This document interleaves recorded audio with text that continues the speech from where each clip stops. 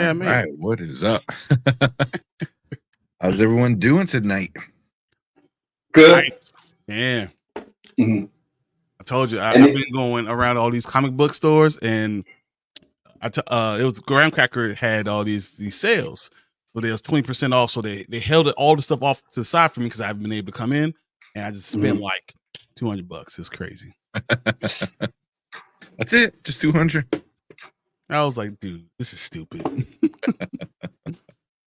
That's not too bad. Yeah, man, how you guys been?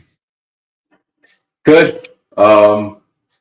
Another Monday in the books. Any Monday is good when you get through it in one piece. Yeah.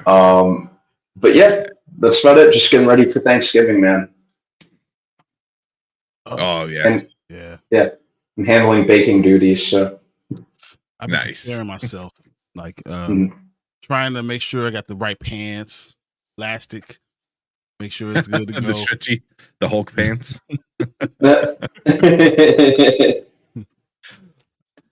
I've been weighing myself, so I'm down to 261. So now I have 9 pounds to go for this weekend. So I can just go all out. I've been weighing. Trying to make sure I wasn't going to gain weight, so I lost all the weight, so I gained it back. So you can gain it back, so you can even out at the end of Thanksgiving. Exactly. So anybody watching, I know we probably hasn't talked about it, but also I think Thursday we're not going to be live. That's just not going to happen. Yeah. Yeah, unless we're all doing it from our respective dinner tables. Yeah.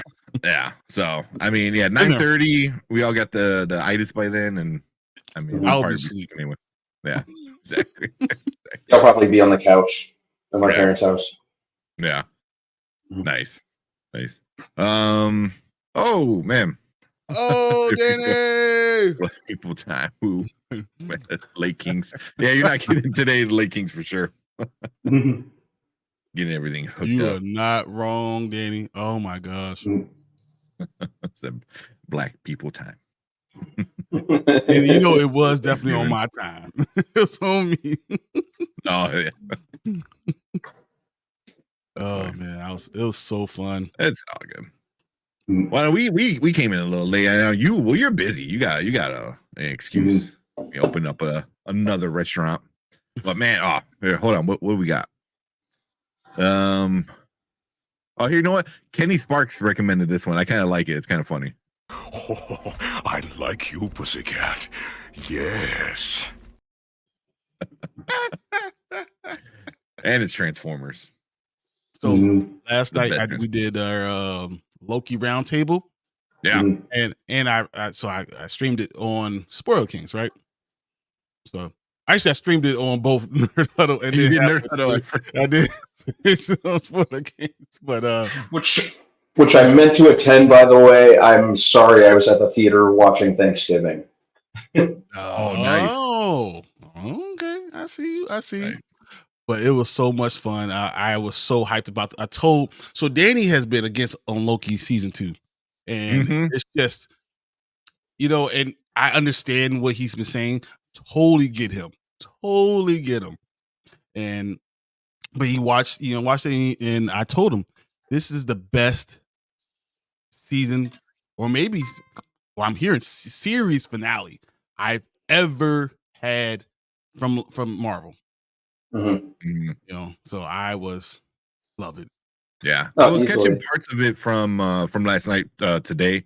And Danny had me rolling. He goes, I'm just here because you're my friend and I'm supporting friend. He rolls like, you hated it that much, man. You're like, no, he was turned. No, he gave some good reasons though. Yeah. I like Danny a whole heck of a lot. Yeah. Beast Wars Transformers is the best ever. You're not kidding. The live action, not so much. Agreed. Yeah. Although I love so much. No. No. I'll give the movie this. Think what you will of it. But Ron Perlman did not have to go that hard when he said Maximals maximize, but he did. That was my favorite part of the movie. You cannot tell me. I want more. I want more of him as Primal. Primal, yeah. Yeah, he was great. But yeah. Go ahead, Brian. I'm sorry. I was gonna argue with Danny. with this one. No, that would be Falcon and Winter Soldier. No, I enjoyed Falcon and Winter Soldier way more as a specific series for me, and probably for you. But I think this is the best series finale. That episode 6 was the best. I've never seen them concluded better than that. Falcon and Winter Soldier, I just love this. I loved it because the way they focused on it, it was perfectly focused for me. Like they like, what would Brian like? And they made the whole series for me, and people hated it. And I loved it. Yeah. Yeah, I liked it. I thought it was really good. You know, I don't know if it had the problem of the pandemic, you know, and they had to work around it. And it definitely messed up the story. By making the bad guys kind of weird, but you know, it wasn't too bad. It had the problem of the focus was not for everybody. Yeah, and if you didn't, yeah. This is y'all cats are cool. Thank you. We gotta get you on here, man. I want to argue with them. That's all I want. I want to have this thing. It's so funny. So when Chris runs the round table, it's so funny because he's unable to do so much. It's so funny. I'm just laughing. Well, especially you guys were talking about 5 and 6. So all the times, like he would ask, like, "Oh, how do you feel about like this, or what do you guys like?" And he was like, "Wait, are we talking about 5 or are we talking about 6?" And he's like, "Both." Like he said that a bunch of times. It was both together combined. So, and what I really liked about the series finale, actually, I've watched it, rewatched it about 4 times at this point because I liked it that much. You know, like it would obviously this isn't the last that we've seen of Loki, obviously. But they could Tom Hiddleston because he's saying like, I'm done. 14 years, I'm out. Yeah. He'll change his mind when he sees all those zeros on the paycheck. Zero. But they could stop. The thing is, no, you have a point though, Brian, because if they wanted to, they could stop here. They won't be a 3. They will not. No. I don't think there'll be a season 3 at all. You're absolutely right. But if you should be a movie. Yeah, down the line, you know, it may not even be like a primary role. We might just see him show up, you know, in Secret Wars or Kang Dynasty or one of those things. You know, Loki. They don't change the name of these if they don't change the focus, because Jonathan has to figure out his stuff, and the numbers are just bad. People are not loving what's going on with Kang. It's because they didn't let him win like they should have in Ant-Man. He should have won. It should have been all out. He won, and they didn't, and now we're going to all suffer because of it. Yeah, that's what I was assuming would have happened. That's what I would have preferred happen. You know, become an actual bad guy rather than like a loser. You know, like you made Loki a loser, but also it's not the same. I don't know if that's what they're trying to do. The same with that. Hey, send him the link now. Yeah. Let's see. I'll send it to you on Twitter. Yeah, he's good with that. He's good at responding to that. Yeah. But Tom Hiddleston's already said like, oh, here's some possible replacements. You know, so he's kind of like, I'm done.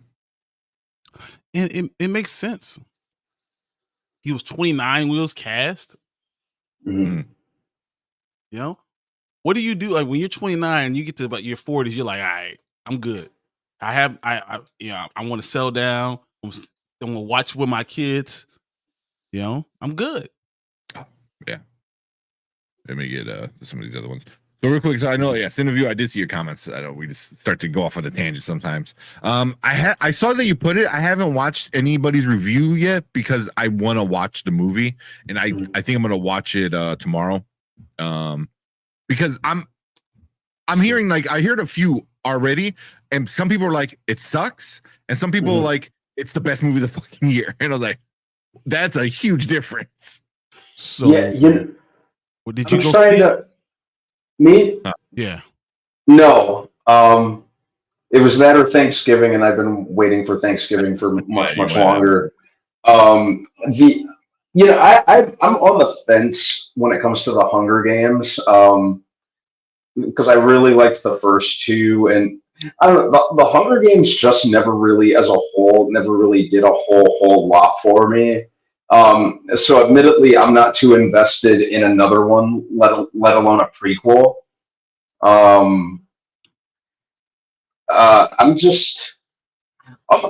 watch it, and if we're gonna review it, I'll watch it for the sake of the channel. But wait, I just have. Let me do this. Wait with this. Let me do this time. The introduction. All right, I got this. Oh, you got it. All right. The man, the myth, the legend, the one that we talk about.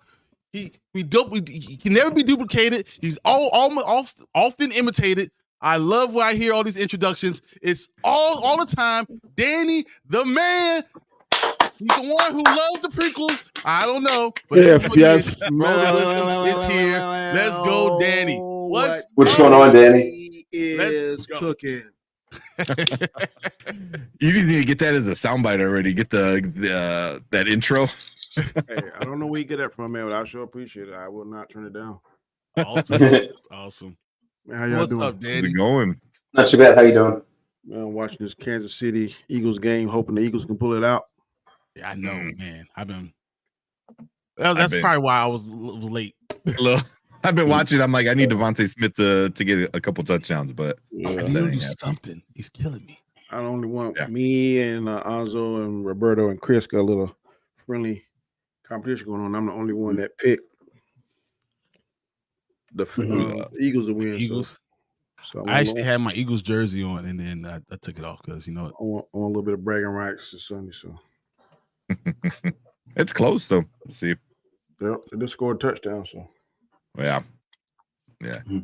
So I literally have it on my Hulu on my screen right over here. I was hoping it's not going to mess up the stream, but I was like, I had to turn it off because I'm not focusing. So I'll just have the box thing, where they kind of give you the little updates. No, that's all I need. I'm all out. Hulu is playing live. Yeah. Interview. You said, "What's up, Danny?" What's up, interview? What's up, bro? What else we got? But yeah, I don't know. You want to talk about I want to talk about Star Wars. No, I want to talk about Star Wars. Star Wars. I don't want to talk about. If I'm inviting Danny onto this channel, I am ready to talk about Star Wars. I'm on demand, man. It's me against the three of y'all. I don't know if I can do it. I think you find more. Brand Man is not going to be all totally against everything. I'm telling you. Yeah, so, Brand's too nice. Okay, I went back and researched what you said, and Vader is the most hated villain. He's the number one. I give you that. But who's the cool? I will say this. I will give you this. The coolest scenes are always with Darth Maul.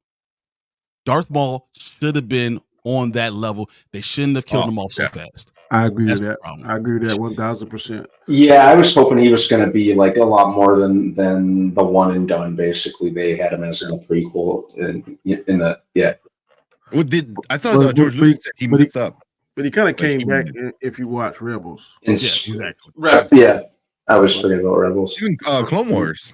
He came back in Clone Wars, and they gave him a brother, which was kind of weird, but whatever. His brother was pretty hard. Yeah. But yeah. No, like I'll give certain things to the prequels. I thought the fighting in all the movies were better. Mm-hmm. I'll give it that, which makes sense too for the story. These guys are all trained. They had their own island in England, like they took over an entire place. Yeah, that too. So you had a whole place to go do it. They trained for years on it. So. Yeah. The one reason why I lean towards Revenge of the Sith being better than Empire Strikes Back is because everybody knows Darth Vader is the man, but we actually saw him. What made him go that way? We saw the backstory. We saw all the trials and tribulations. We saw his mother getting killed. We saw the stuff he had with dealing with the light and dark side, his affection for Padme and his fear. We saw all that manifest, and then to me, when he went to the place and he put the mask on for the first time, you heard him breathing for the first time. Mm-hmm. I was in the theater and the crowd went crazy when they did that. You don't get that reaction in Empire Strikes Back. Mm-hmm. So I remember he's going to jump through the screen. He's going like, through the screen because he's that menacing. He's so cool. But I know I'm sorry I cut you off, Brandman, because I wanted to say this.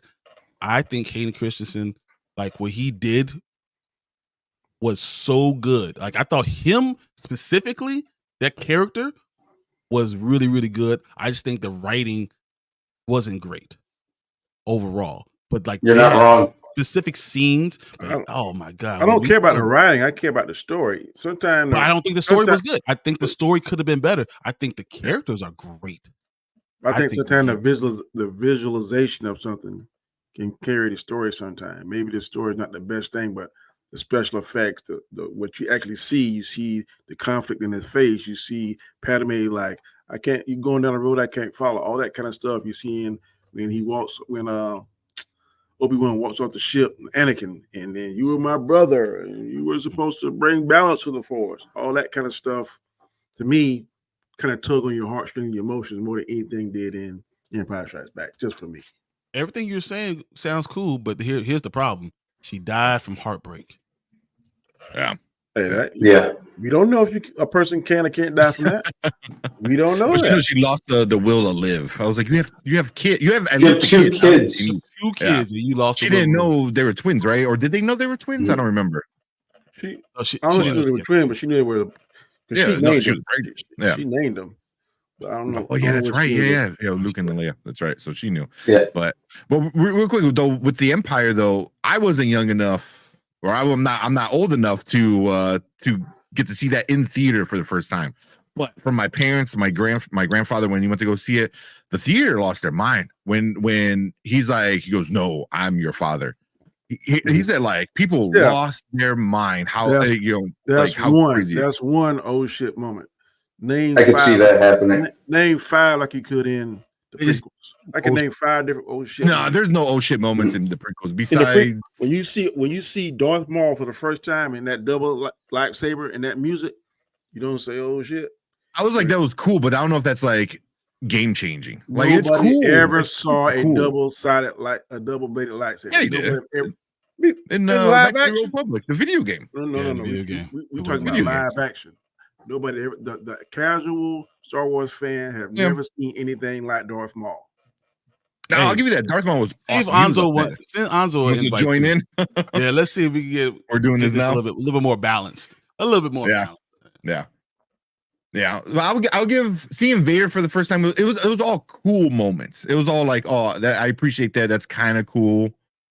But nothing was like threw me back to the point where I was like, oh man, even like kids now who watch it are like, oh. Anzo is not going to admit this, but did y'all see the fan different version between Obi-Wan and Darth Maul? Oh yeah, the lightsaber battle.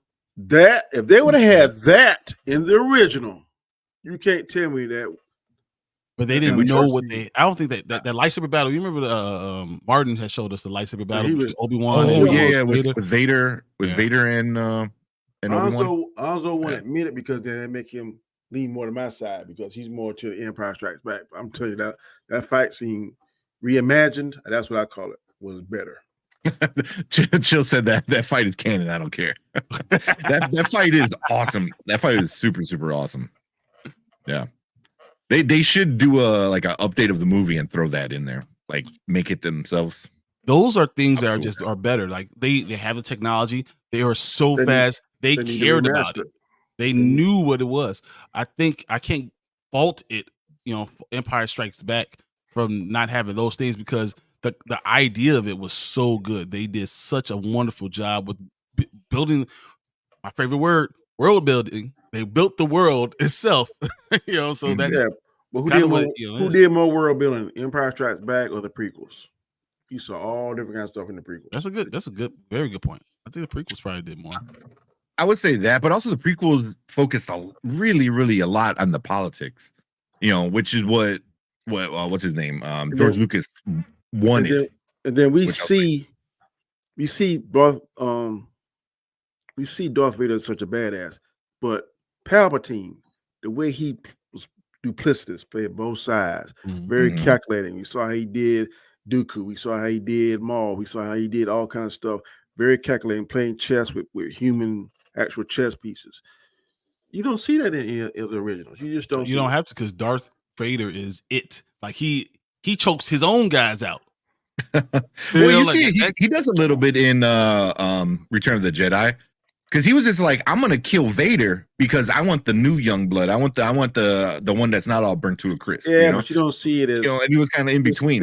It's kind of implied. It's not, but you actually see it live in living color in the prequels. Yeah, in the prequels, it does show him being more. He went to two apprentice to get to the one. We don't see him. We just see him. It's kind of implied he won't Luke, but then also if you read some of the canon, he got all kind of Sith assassins and all kind of stuff kind of playing against each other. We don't get to see that, but if you read that, then Sidious, he's like 10 steps ahead of everybody, because he act like he wants an assist to come and then eventually take the power, but he wants to try to live forever. He don't want to give it up.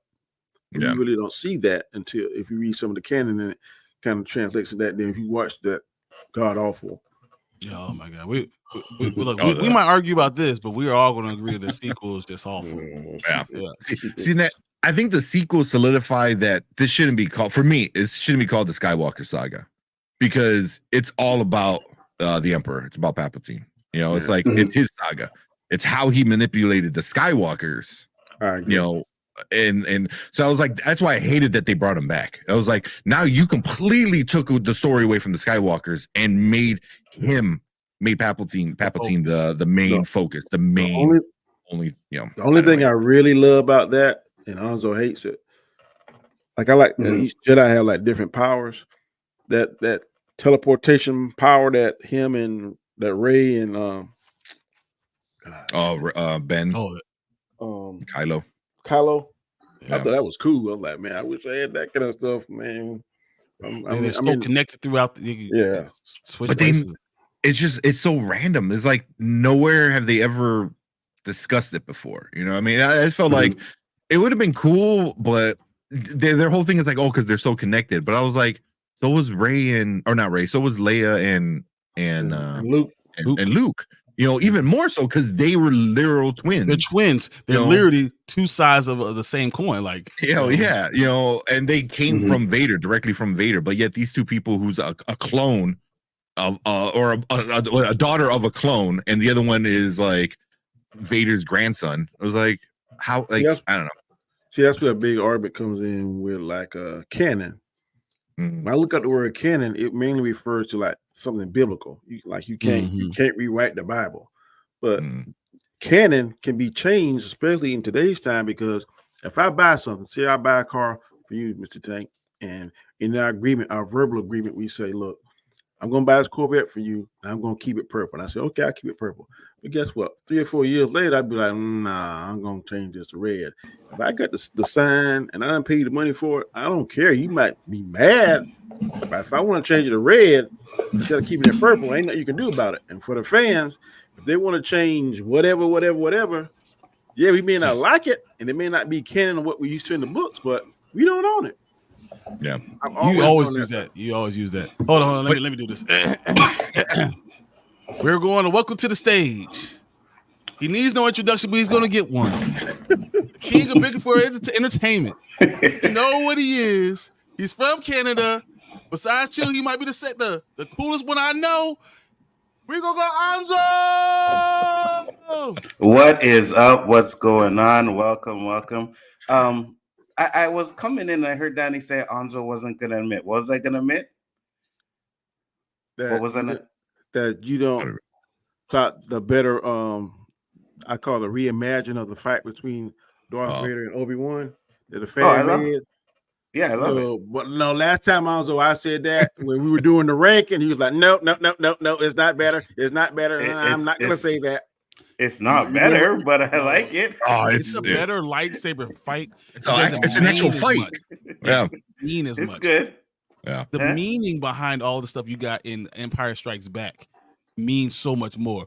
I mean, the fact that no one knew that Darth Vader was his father. No one, including the actors, until they saw the movie. Okay, yeah. Name another old shit moment in that. besides that in the original. I mean, people love the part when Solo got frozen. People love that fact that he's like when she's like, "I love you." He's like, "I know." That's quoted all the time. Okay. Yeah. Yeah. I would even say when Vader turns on the Emperor and picks him up and tosses him over, because they weren't like what was going to happen. They foreshadowed that, man. He looking at his son. He looking back at the Emperor. He looking at his son. He looking back at the Emperor. He looking at his son. He looking back at the Emperor. You know it's coming. Yeah. But Father, that's why I was feel like, the goodness in you. I feel the goodness in you. I feel the struggle within you now. Okay, we know that. Foreshadowing.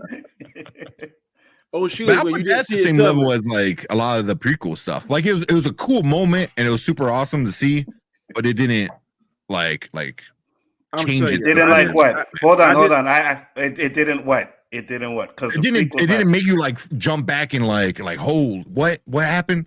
Like when he said I'm the father. Not like that.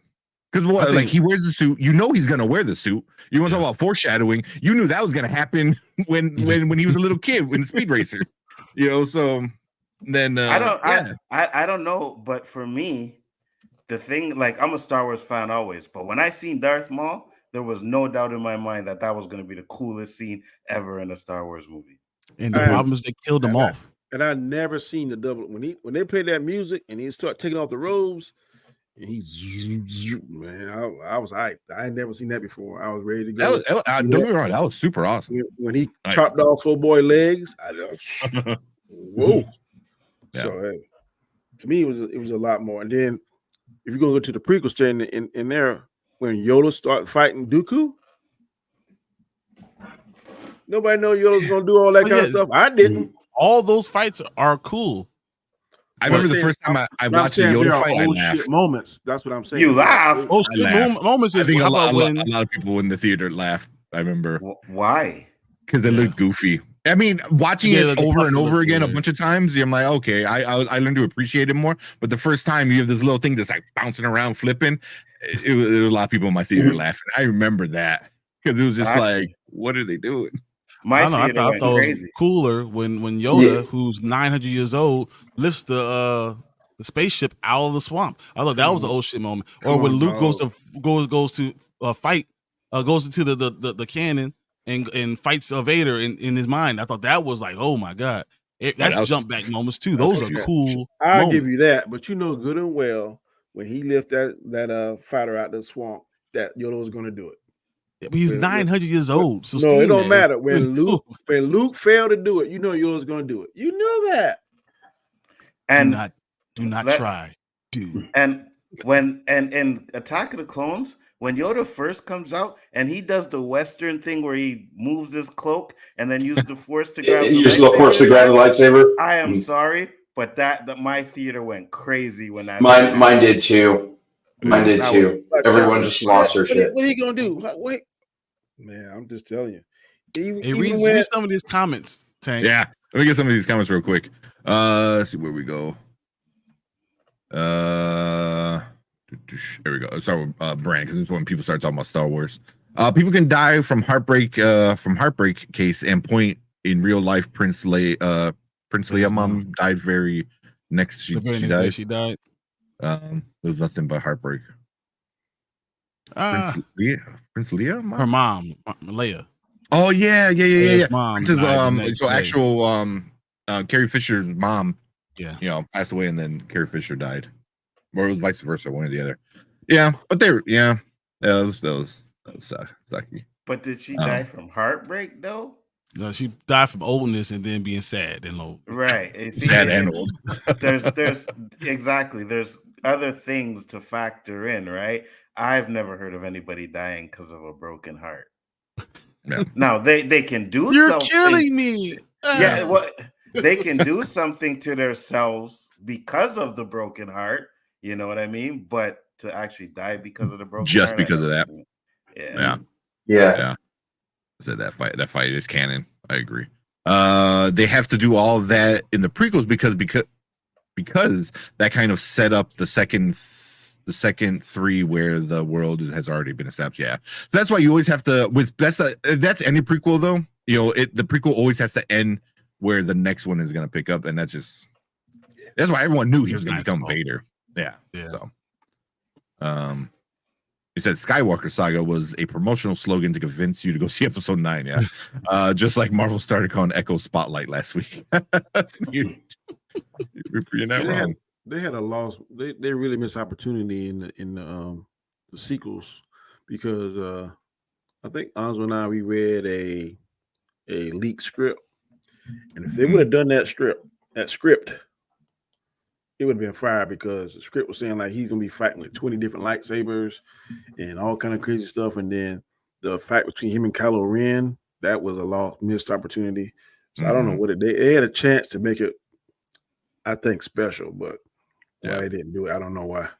Because if it's the leak script, because J.J. Abrams wrote all 3 sequels, but he said he was only going to do the first one, which is stupid. He should have just did all 3. But then Rian Johnson came in and changed it all. It's all over it. Yeah. And then the guy who was going to direct the 3rd one backed out because he's like, I ain't touching this. It's crap. This is crap. I ain't doing anything to work with. So then JJ had to come back and finish it. So, either way. Which is interesting. Which is interesting that he had to. Oh, go ahead. Sorry. Which is interesting that director quit Star Wars due to the quality, only to go back to Jurassic World and make a shitty Jurassic World movie. That's right. Oh my god, I forgot about that. Eagles touchdown, yes. I'm sorry. Go ahead. Oh yeah, I've been watching that too. You guys supposed to be on there streaming watching the football. No, game, Devontae really? Smith missed it on a 1-yard line, and they had to get. He didn't get touchdown because he's got 15 points for me, and I am literally losing by like 2 points right now. That quarterback sneak, man, that's unstoppable with Eagles, man. Oh yeah, the what's it called? The wedge or something.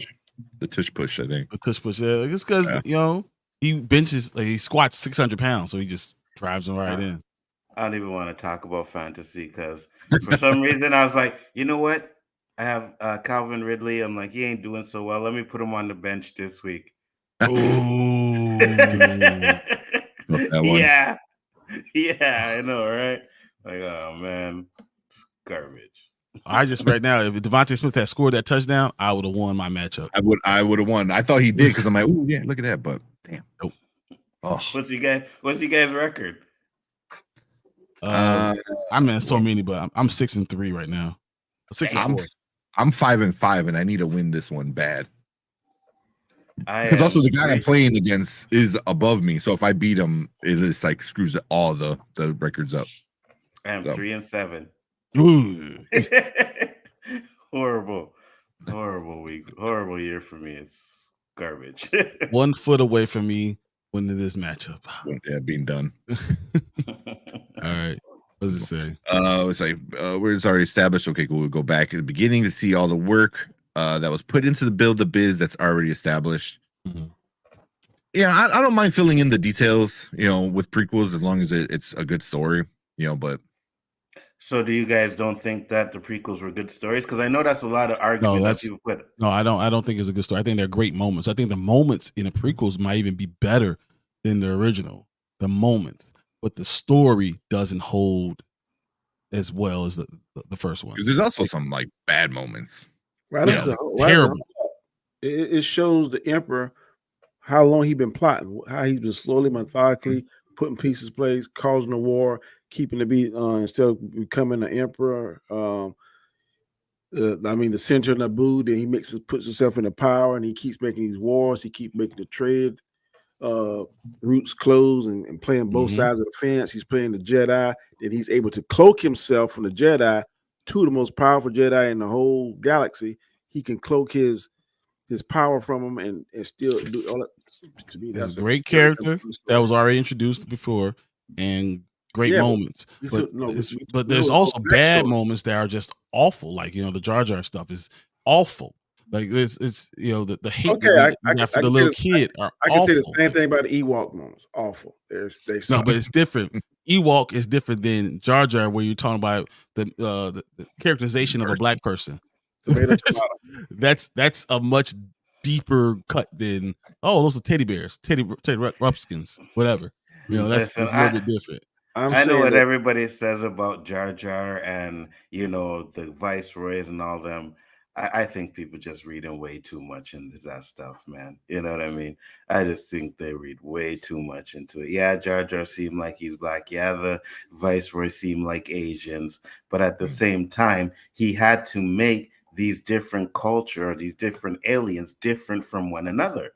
So I don't think he was doing it like to On mock purpose. or anything like that. Yeah. If you said that and then they had black people in Star Wars besides Mace Windu, Wow. then maybe you may make a point. No, they got there's like 3 black people in all Star Wars. That's yeah, you definitely can't count them on one hand. Well, okay, yeah, but so there's only 3 that made it all the entire empire universe. Like the entire galaxy, there's 3 black people. What? But this whole race looks like black people. There might be less Asians. There might be less Asians than all the like you said, the viceroys, because he got hammered for that stuff. Yeah, I know. Like, you know, right after the first one was like, dude, like you're making them Asian, like even with the accents, everything. You know. But again, like I said, I think again people read too much into that. Yeah, you could put that argument out there. I don't deny it, but I don't think it was like done maliciously or on purpose or anything like that. It's just like, hey, let's put these races in here and make them sound different, you know? Now, I agree. Jar Jar was a waste. 100%. Couldn't stand Jar Jar. Worst part about the prequels, but he did the right thing and pretty much put Jar Jar on the back burner for the next 2. So, yep. Yeah, but it does affect when you talk about your prequels overall. Does it make me hate it any less? Not for me. So here's the thing that I have. As adults hate Jar Jar, but my kid loved Jar Jar. He laughed so hard at those Jar Jar scenes, right? Yeah, I think that's dangerous. Why? The characterizations and thinking those characterizations are okay to put out there. I always thought that I don't like. It's like someone telling me the Sounds of Freedom, or what's the Disney movie Sounds of the South. It was just the crows, black crows are just that was coincidence. No, that's dangerous. Those things, that type of stuff, it puts seeds in kids' minds. I promise you, it does. As someone who has kids, that stuff. My kids ask me these questions. Is that I don't know how old your kids were when they watched the movie, but my son was like 3 when I first showed it to him. A 3-year-old you can't say about the 3-year-old, right? But a 6-year-old, he gets older. He was 6 when he watched him too, because he was telling him he never once correlated that. Like never. My kids ask me immediately, like, so why are they doing this, Dad? Why does he look this? Yeah, I would say the Transformers. I forgot whatever one they did with the 2 brothers. I think that was more bad than. That was awful. That was awful because it's like Michael Bay and then the writer Aaron Kruger. They went out of their way just to make those pretty much like nasty. Where do we begin? They have bug eyes. One has a gold tooth. They talk about busting caps. Exactly. They're illiterate. They admit they can't read. Shit, I forgot about that. I mean that was you're just saying something that's awful. I'm just agreeing that there's a lot of it out there. Wow. This is not like, as I said, the Black Crows, we said, from the Sounds of the South. I mean, just Songs of the South. I'm just saying these things happen all the time. The way that they depict Ursula, like there's things out there that are bad, like, and I don't like those type of characterizations. I think that really does play a number on things, especially on the little impressionable kids, and that's what it's meant for. And at the end of the day, it's meant for them. Yeah. Most of the things that they do nowadays to get the kids, anyways, right? So, is it right? Absolutely not. But again, like I said, my son never put 2 and 2 together. I think too, as a parent that is conscious of that, then your job is y'all, and then you tell them, no, this is this and this. Or you tell them something that, I'm not saying lie to them, but you tell them something that's not gonna what's the word I want to use? It's not gonna have. You don't want to ruin their innocence, but you want them to understand what's going on. And then once they're old enough, then that's when you start breaking it down and say, hey, look, this, because you can say some things about, for instance, I I love it. I love the show, but Anzo hates it. Boondocks. Mm-hmm. If you can't watch that, you can be. But as an adult or my young teenage son watched it, and we laughed at it. We never felt offended or anything, but we know that there is certain jokes in the ways things are said, like the ER word and the GA word. Mm-hmm. We know for one word, one way it's used is a term of endearment for some people. The other word, you about ready to put on some gloves and let's go and let's rock and roll. So I mean, totally understand what you're saying, but Boondocks was being played at 11 p.m. at night. Yeah, but some kids while this stuff is all being played right during the daytime, as in this is a kid movie. Like this, you can't, that you're going to the theater to see. So I think that the availability also is part of the problem with it. But you also know that even though it's at 11, that doesn't mean it's gonna stop a kid from watching it. You know what I mean? They're gonna find, because there is nothing stopped me from watching Conan back in the day. You know what I mean? Like I was going to see from watching Ren and Stimpy. But I'm just saying there's things that you can do to mitigate those things. I don't have to worry about 6-year-old going to watch that because my 6-year-old better be asleep and I'm turning the TV off. And they're afraid of me still. Once they're 10, they don't give a crap about you. Yeah. That's the thing. It's all about the age, right? It's all about the age. Because I remember BS really. Oh. I remember when I was one night I was watching Lord of the Rings, right? And I was like, you can't watch this. And he happened to walk in when the orc got his head cut off. And he started laughing, and I was like, that didn't scare you or nothing like that? And he was like, no, funny movie. So I realized at that point, okay, I still ain't gonna let him watch it, but I know I can go a little bit higher because he understands now that ain't real. You know what I mean? Yeah. And then each parent they know their child, they know what they can handle and can't handle. And then if it's something that you think you can't handle, then the prerogative to definitely be like, nah. But if you know your child can handle it and you got a relationship, a rapport with them, that's a very good point. But then also you can't control what the other kids. So your kids are going to school. So these other kids are getting these ideas in their mind too. It's not just your child, it's everyone else's child too that's having these ideas and then that saying that these things are okay. So and they have to deal with that on a daily basis without you. So that's what I'm saying. Like, I think it's dangerous overall implanting those type of ideas and those type of stereotypes at such a young age. I think that's a bad thing overall. I agree with you. Dangerous, but I agree that if you taught your children like you should and have an open line communication, don't be afraid to have that uncomfortable conversation, then I think you can navigate through that all right. I think you have to. The rules, but most times, a lot of times, TV raises a lot of kids or these games and stuff.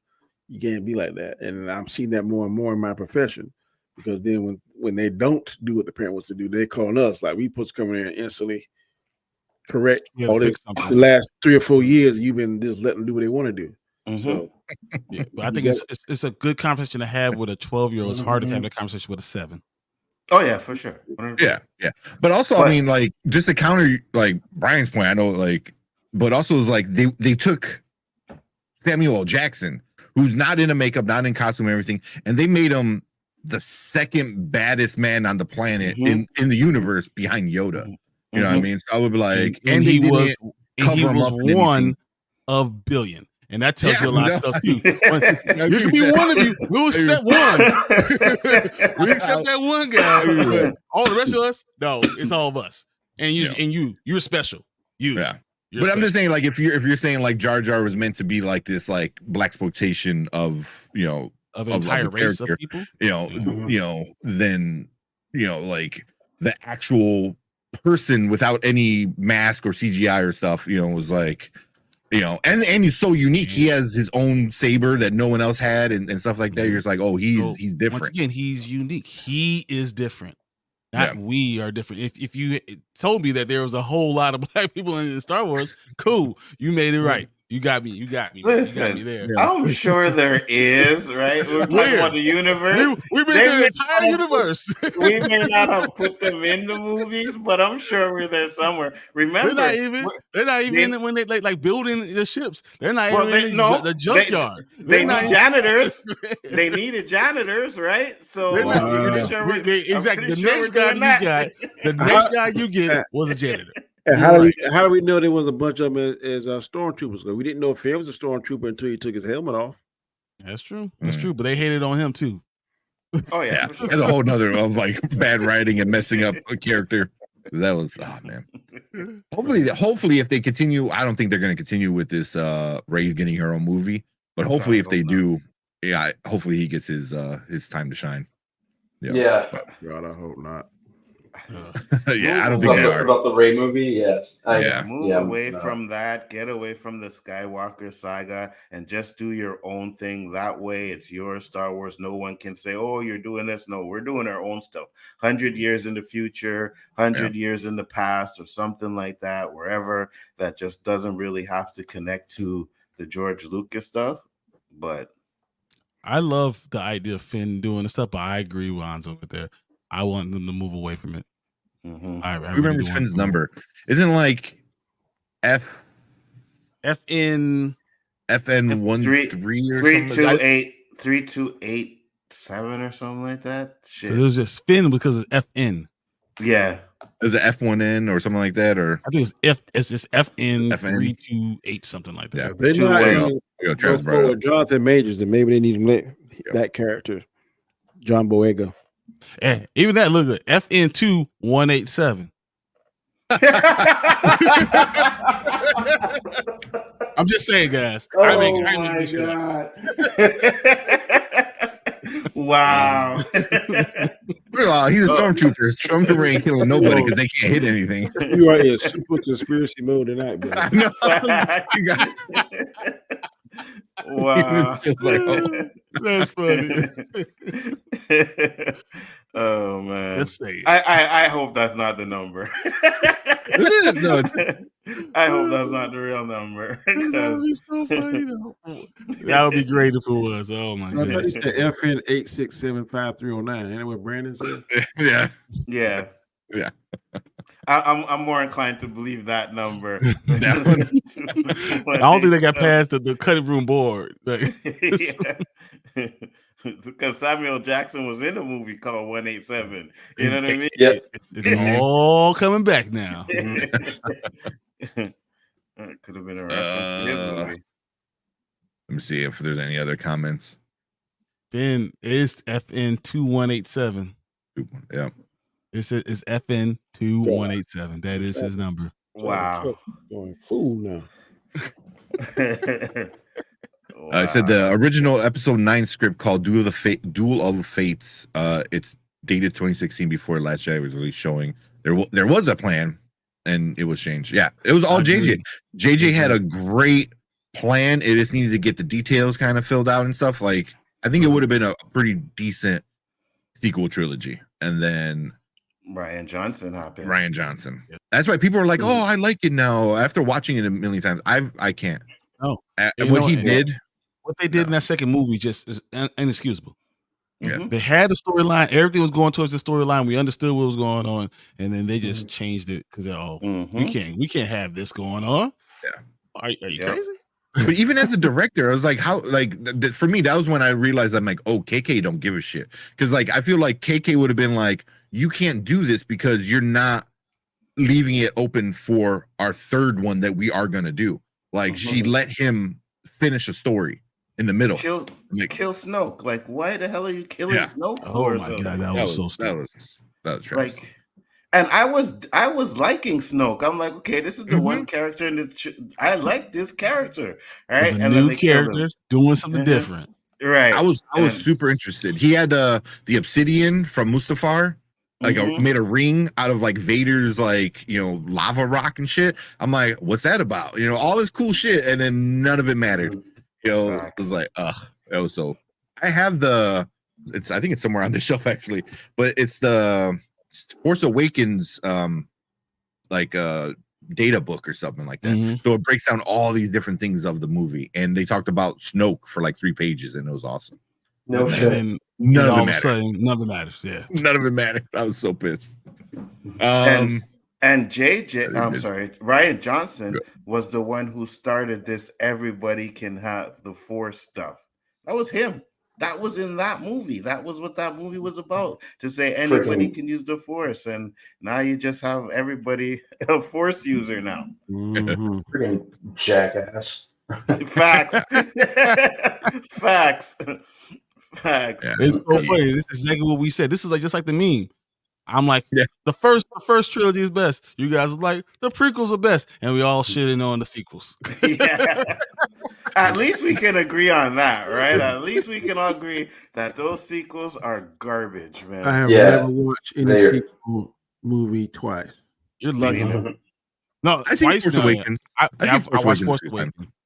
Yeah, But Force it's not bad. Awakens- It's a good start that had potential, but then it got crapped on, and that was like upsetting. Force Awakens for me, I think it did have potential, but Mhm. I found it was too much of a knockoff Star Wars, right? Like Yeah. it's way too much of the same beats. And then when they made Finn a janitor, that just I was like, I'm done. I'm like, I am done. We got this finally, and they teased him being a Jedi, right? So I'm like, okay, Yeah. maybe another badass Jedi. Maybe he's like related to Mace Windu in some kind of way or whatever. I'm like, yeah, this is fire. And then he says he's a janitor in sanitation. I was like, oh, you know what? I'm done. That's it. Mhm. That's Tony it. says cameo from your cat. Yeah, I know, right? Wait, this kind of interesting. Travis said 2187 is also the cell block number in the original Star Wars. The number Yes, being a that reference is to the correct. 1964 callback. That's cool. Yeah, that is correct. That Like is that. right. Yeah. There you go. But it still is 2187 on the Black Stormtrooper. You know what I mean? 187. I was like, really, guys? Yeah, that's so bad. awesome. Thank you, Lord. Wow. Yeah, but like I said, man, like I'm always gonna watch the originals every time they're on TV. I stop. I watch. The prequels. I watch certain parts. I can't watch when they go to the Ewok village. I just. You know what? There's still some good stuff with the Ewok stuff. You know what I mean? That I like. So, like for me, I still watch Return of the Jedi, Empire Strikes Back. I like when he walk into the castle and then he does the stuff on the saving them off that ship in the desert. That's pretty hot, but yeah. That was when I realized I'm like, oh, this movie's for kids. Like this is a whole story for like preteens and stuff like that. It's not made for adults. It's also about selling merchandise. So that too. Yeah. Spaceballs said. But especially back then, Star Wars merchandise was going up crazy back then. So yeah, 100%. Until right now, the Lego's still crazy now. I know because my grandson is into them. I'm like, bro, you gotta slow down because I ain't paying all this money for this. That Millennium Falcon is like what, $500? Something stupid. It's the Death Star is like free something. The fact that I have to like put it together and you want me to pay that much money? Nah, bro. For real. Yeah. When I was growing up, I had the AT-AT, I had the Millennium Falcon, I had X-Wings, I had Can you imagine if you had that now? I know. Oh man. I know. You'd be rich. It was nice. You know what's really worth a lot now? I was looking at this, the He-Man action figures. I don't know why. Oh, I know, absolutely. because everyone's been wanting He-Man for such a long time. Them things is ridiculous. I still have the Battle Cat. It's somewhere in my parents' house. Really? But I know I have it because for some reason my grandmother saved it because she liked it because it was the green cat, no armor or anything, just the cat. And so it's in my mom's house somewhere, and I'm like, that's gotta be worth something, right? So you got Cringer or you got Battle Cat? Well, it's Battle Cat because he has the face and stuff, and he's huge, and you can put the saddle on him and shit. But put the saddle on. But I don't have any of the armor. Cringer, but you put the plastic pieces on him. Yeah. Yeah. I had every He-Man character known to man. When they came out, I had every single one of them. Even the ones you would look at and like, that was a He-Man? Yes, I had that one. The long neck one, you know what I mean? Yeah, Mecha Neck. I had all of them, bro. Yeah. Then when I seen what they were selling for, I know. Man. Like, dude, I paid $30 for this, and now it's like $400. And if it's mint in box, we're talking about a stack. I'm like, really, bro. Yeah. There's a bunch of old toys that I had that I was like, damn, I could be a millionaire now. G.I. Joe's, Transformers. My dad got mad one day and he was like, you know what? Get all these damn toys out my house. And I had to throw all my toys away. Every single one of them. I had to throw them away. So you should look at him like, look, we could be millionaires right now. You know what I mean? Like, look at that. Well, no, that's why, like, I never grew out of the collecting toys. Well, I mean, you look behind me. I put most of my stuff away, and you turn back around. Yeah, you see Philly won, but yeah, I put most of my stuff away, and I still have full shelves. I keep on buying more stuff. I don't know. I can't help it. I have a sickness, guys. I know one thing you need to get rid of because it's really cluttering up your collection. My signed picture. Yeah. Where does it need to go, Danny? Oh, is that signed? Right there behind with my Batman. Yeah. You look good with Batman right there. Right there. That's my favorite Batman villain. Oh, really? The Riddler? Yep. I did not like Jim Carrey's portrayal of the Riddler. They do something different. I hope they do it. I didn't like the Riddler and the Batman either. I like him dressed just like he is there now. Watch your mouth, Lonzo. We'll be on the same team now. Yeah, we are. We're not with the Batman. Garbage. Wait, that's right. You didn't like the Batman, right? I will die on that rock. No, oh man, not like. I loved it. I thought it was awesome. You got good. Everybody did. You got good. There's only one person. Yeah. Wait, wasn't there somebody else? Or I remember when it first came out. You were the only person I know that hates it, like he ripped does. on it. No, there's someone else. Mike doesn't like it either. Okay. Yeah, but there was also someone else that doesn't like it. He's questionable. Yeah. Ooh, did you like? I had that one too, Brandon. Did you like Batman versus Superman? Better than the Batman. Why'd you say that name? Better than the Batman? No way. Yeah. No way. 100%. Yes. Ooh. Hot take. Man, hot take. When he was walking that subway, all he could do is hear those boots. That's all he did was walk. That's a bad scene, buddy. He whipped their ass, buddy. Yeah. The Batman's gonna be it's probably gonna be the only successful DC movie probably until Joker 2, maybe. Because I really didn't think that's our scene. He could pull it off. I don't know, man. I'm seeing Edward. I ain't seeing Bruce, but man, he pulled it off. No, he did a good job. I think. Yeah, he did a good job. I'll take Val Kilmer and George Clooney over Pattinson and Christian Bale. Over Pattinson and Christian Bale. Yes, that is correct. Well, Christian Bale's fine. I mean, Christian Bale was fine. You know, The Dark Knight is one of the greatest movies of all time. So I mean, come on. Chris Knight is sick tonight. Good Lord, can't wait. Oh, here you go. You got somebody else with you. You see, the Batman. The reason why we got the Batman is because we had those crappy ass Nolan movies first. That's the problem. What? Yes.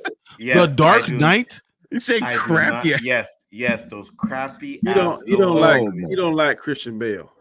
Yeah, I don't like the Batman grounded in reality stuff.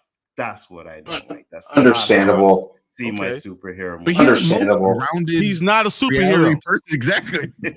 He's the most grounded of all the DC characters. He's not a superhero. He's a dude who got a lot of money. So guess what? He should be grounded in reality. He's just a dude. But if you go right now and Google DC superheroes, Batman comes up. All right. If I Google DC heroes too, DC. Hey, it is what it is. You know what I mean? You don't understand the can of worms you've just opened. I've been saying years. That is my favorite. He's literally my favorite of the DC characters. He's not a superhero because there ain't nothing super about him besides his wallet.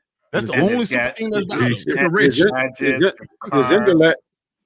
His intellect. But there's a lot of guys that are smart. Not like that. That physicist over there on the corner, he's smart too. He ain't got $1 billion, so he can't do the stuff that Batman does. I'll give him the intelligence plus the strategy. Like no one can strategize like Batman. Better than Batman. Batman is the greatest, world's greatest detective. World's greatest escape artist. His intellect, he has a working knowledge about anything like magic, physics, whatever. You see how because he didn't have to worry about doing anything. His only thing was to study. I'm not saying worry about nothing. I'm just saying that is that's his skill set. When he put in a contingency to beat all the Justice League, that makes him a superhero. But I will say this. I will say this, man. Like, no, he didn't. Yes, he did. Yes, he did. He beat them. You see, chill. No, you see. Oh, Lord. He's white, T'Challa. I say T'Challa's higher. T'Challa's a king. Don't get me started. Let's not even open this can of worms. Wait, you actually say that for real? No, I didn't say that. I will say T'Challa is a detective. He's just as he's richer, he's smarter. He's probably not as good as I don't know if he's smarter than Batman.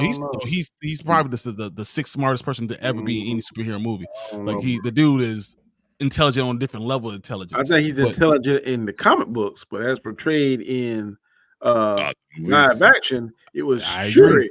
They should have, but they kind of had details like, oh, he taught her everything.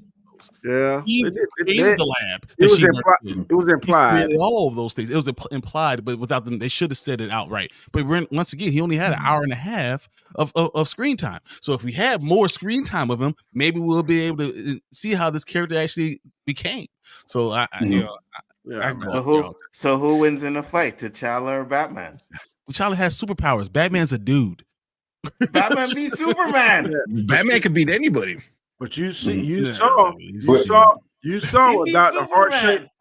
the heart-shaped herb, he's just a regular man. If Batman gets if he doesn't have the heart-shaped herb, but it's going to take him not taking it. He's not going to be stupid enough to not. So you don't think Batman will figure that out?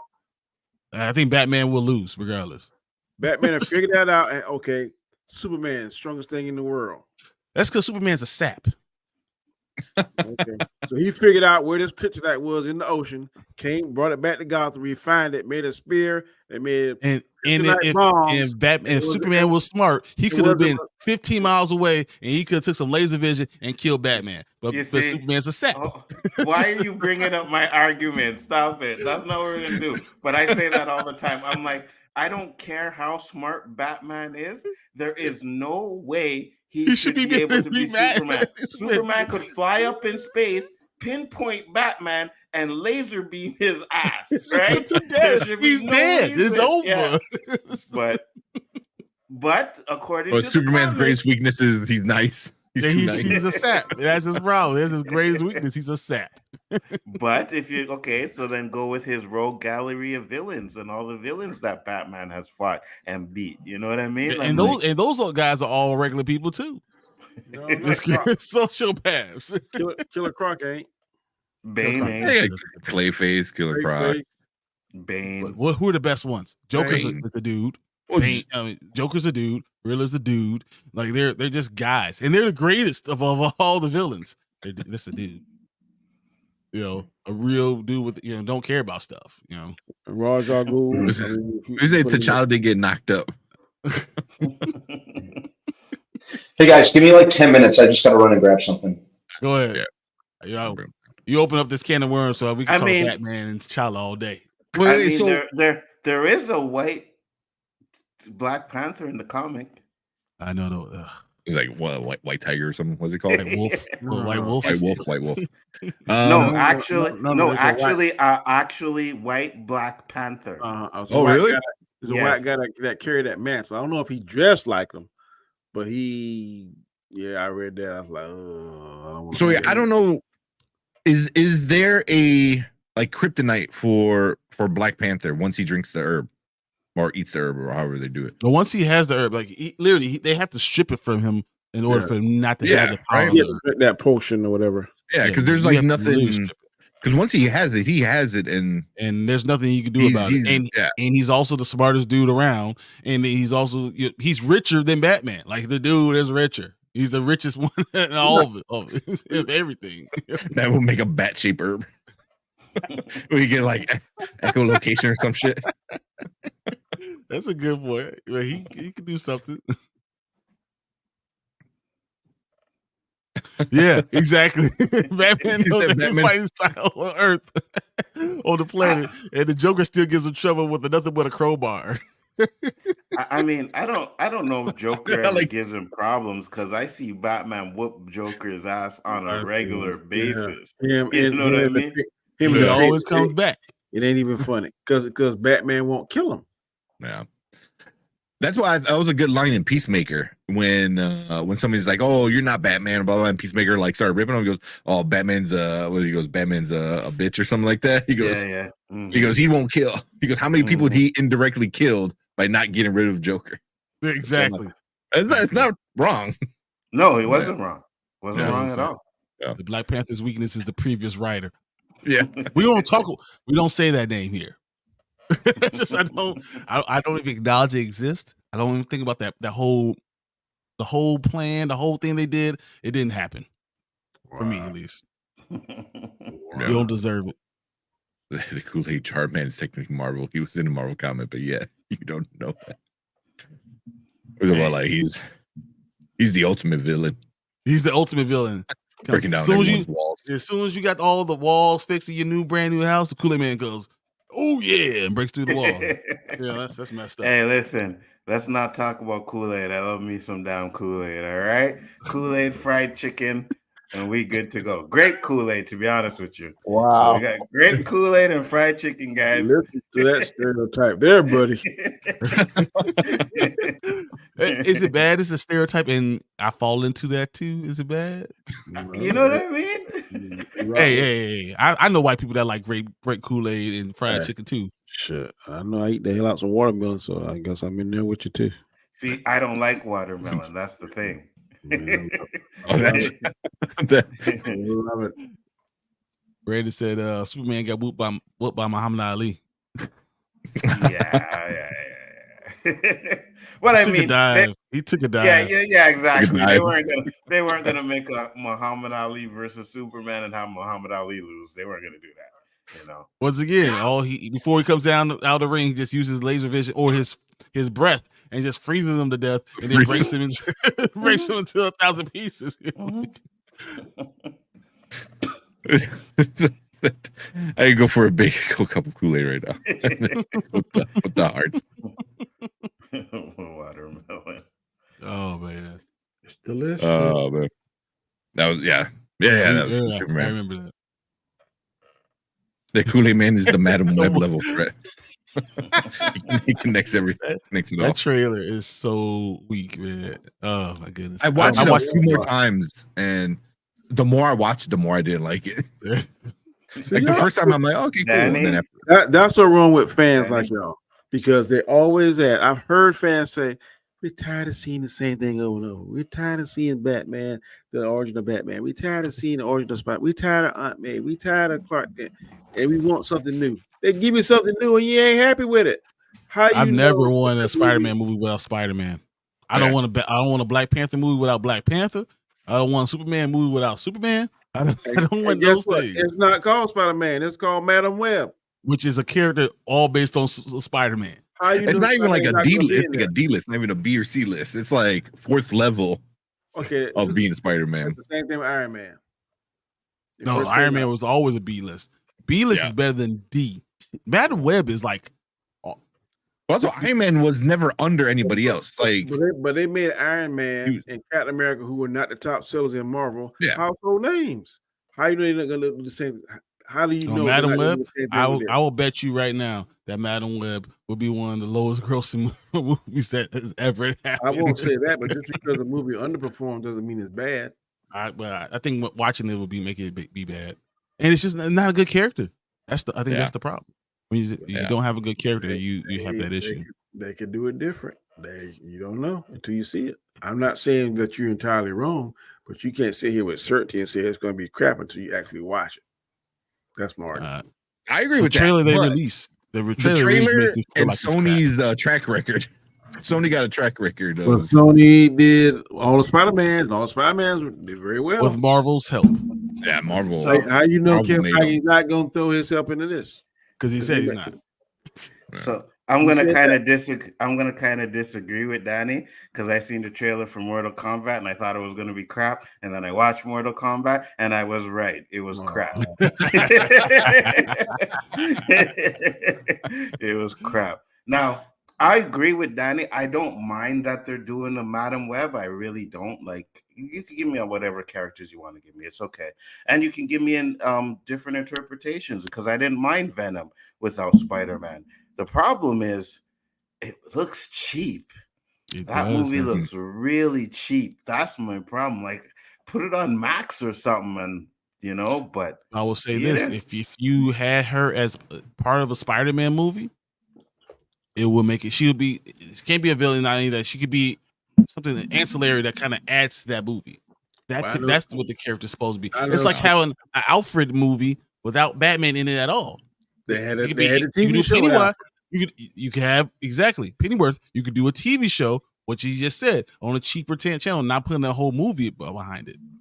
But you don't know how they're going to connect it. And I do know for a fact that when some people first heard Kang, it's like, who the hell is Kang? People still say that. I don't care about that, but guess what? Some people, were changed once they saw the character and saw what the potential of it was. All I'm saying is that it's not 1,000% conclusive that it's going to be crap. You may think it's crap, but that's just because. Oh, I'm saying it might not be crap, but it sure looks like crap. Yeah. It looks like crap. It smells like crap, but until I see it, I can't verify it. Listen, I'm right there with Danny. When it comes to the Kang part, because Warren used to go crazy over Kang on stream. Kang is coming. Like, man, no one gives a damn about no damn Kang. I don't even know who Kang is. You know what I mean? And then I saw him and I was like, oh, okay, I'm down for Kang. So yeah. But all those characters are not linked to a bigger character. You know what I mean? Kang is directly linked to the Fantastic Four, and the Fantastic Four movies have been crap. Well, yeah, but he's not. Kang is also. There's not like a Kang Jr. where you're like, oh, here's little Kang. Oh, well, where's Big Kang? Oh, well, he's somewhere else. Because like all these movies are like Spider-Man. Like you're making a Craven. Yeah, I think Kang is going to lead to Galactus. I think this Madam Web is going to lead to. I know it was on the show where Spider-Man had to be the lead and had to go to all the different realities to get Spider-Man to fight some big threat or something. That's what I think they're setting up. I think at the end of this movie, we're probably going to see her in that chair. She's going to be older, a great deal older, and then that's going to transverse and maybe trying to go back to the Venom and then maybe recruiting him. And we don't know who this Spider character is in this movie. I don't know who that is. I don't know whether some people saying it's Miles. I've heard Miles Morales, and I don't know who that is. But I know that has me interested in who that is, who this person is. Yeah, I don't think there is any Spider-Man because what's his name? You see Spider-Woman, she's in there. So there's gonna be 4 different types of Spider-Women that all have those type of power. Women. Yeah. There's gonna be 4 of them. There's not going to be any Spider-Man. What's his name? The guy in the trailer. I forgot what the actor name is. But he's Ben Parker, so he's Peter's dad. Yes. It's kind of a prequel before Peter is even born, which is how I think they're going to tie it all together. Is somehow Madam Web. Yeah, Spider-Man thing. The Spider-Man person is Ben. Yeah. That's how they're going to link it together. Is like it's going to be like a Terminator thing where somehow Madam Web has to make sure the dad and the mom stay alive so Peter could be born. So I think that's how they're going to tie it, at least that in, and then you said Adam Scott. Adam Scott. Yeah, Adam Scott's playing Ben Parker. There you go. Thank you, Cosmic Rocket. Dude, thank you. This is the first time I saw you in chat. Appreciate it, man. And real quick, shout out to Cosmic Broadcast, man. That dude has some of the best edits on his movie reviews. Yeah, man. Kenny Sparks and like the movie YouTubers guys, they introduced me to Cosmic Broadcast, and I'm kind of catching up on a lot of his old stuff. So yeah, definitely check him out. What's up, Cosmo? That's pretty cool. He is a fun channel, man. So yeah, but appreciate you coming If in. I'm not mistaken, Madam Web, that's the lady that played in 50 Shades of Grey, right? Yep. Yeah. Yep. Yeah. She's a good actress. I have no problem with any of the actresses. I think they're all good. You know, I don't think they're bad. I think it's just like Craven or Morbius or any of those things. It's like you just can't have these other ancillary characters without the main character, and it's not going to do well enough. It's not good enough to be in a movie. It's just not. So you don't think Craven looks good? Oh no, that looked really. That looked trash. He got bit by a radioactive lion or some shit. The premise is bad, but it's stupid. The trailer did not look bad at all. The trailer has a lot of action in it. I think you're gonna look at it and be like, that's stupid as hell. Yeah. Well, also the problem with Sony is they're making all these villains anti-heroes.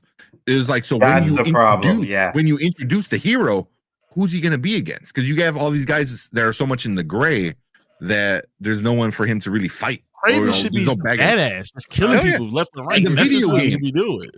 We need Craven from the video game because he is that's Craven from the cartoon. Because he drank that jungle potion that made him strong, not get bitten by a radioactive lion. But like I said, canon don't own stuff. Yep, no, I agree. Craven looks so dope. Craven has no accent. That's crazy.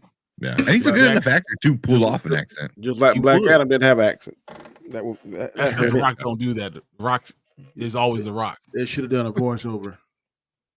Yeah, they should have. But would that have helped the movie though? I mean, you say that all these bad things about the movie, but guess what? It's probably one of the highest grossing DC movies that we've had in the last 5 years, man. That is the highest grossing DC movie. I liked it. I didn't hate it. I think that the only really critical thing I can say about Black Adam is they did not let the bad guy be in there long enough. You only saw 7-8 minutes of him. We should have saw at least 25-30 minutes of him. Well, I just thought the kid Black Adam should be the bad guy. Yeah, that look kid was annoying as fuck. Yeah. Mm-hmm. I agree. Black Adam and the way they did it, Black Adam could have been the bad guy where he was fighting the Justice Society, right? He could even won. Right, he could even win at the end, fight off or whatever, and then you have the end credit scene where Superman comes in and like you're a threat, you know what I mean? And I think it would have worked more. Yeah, I think it would have worked better if he was the bad guy. But I agree.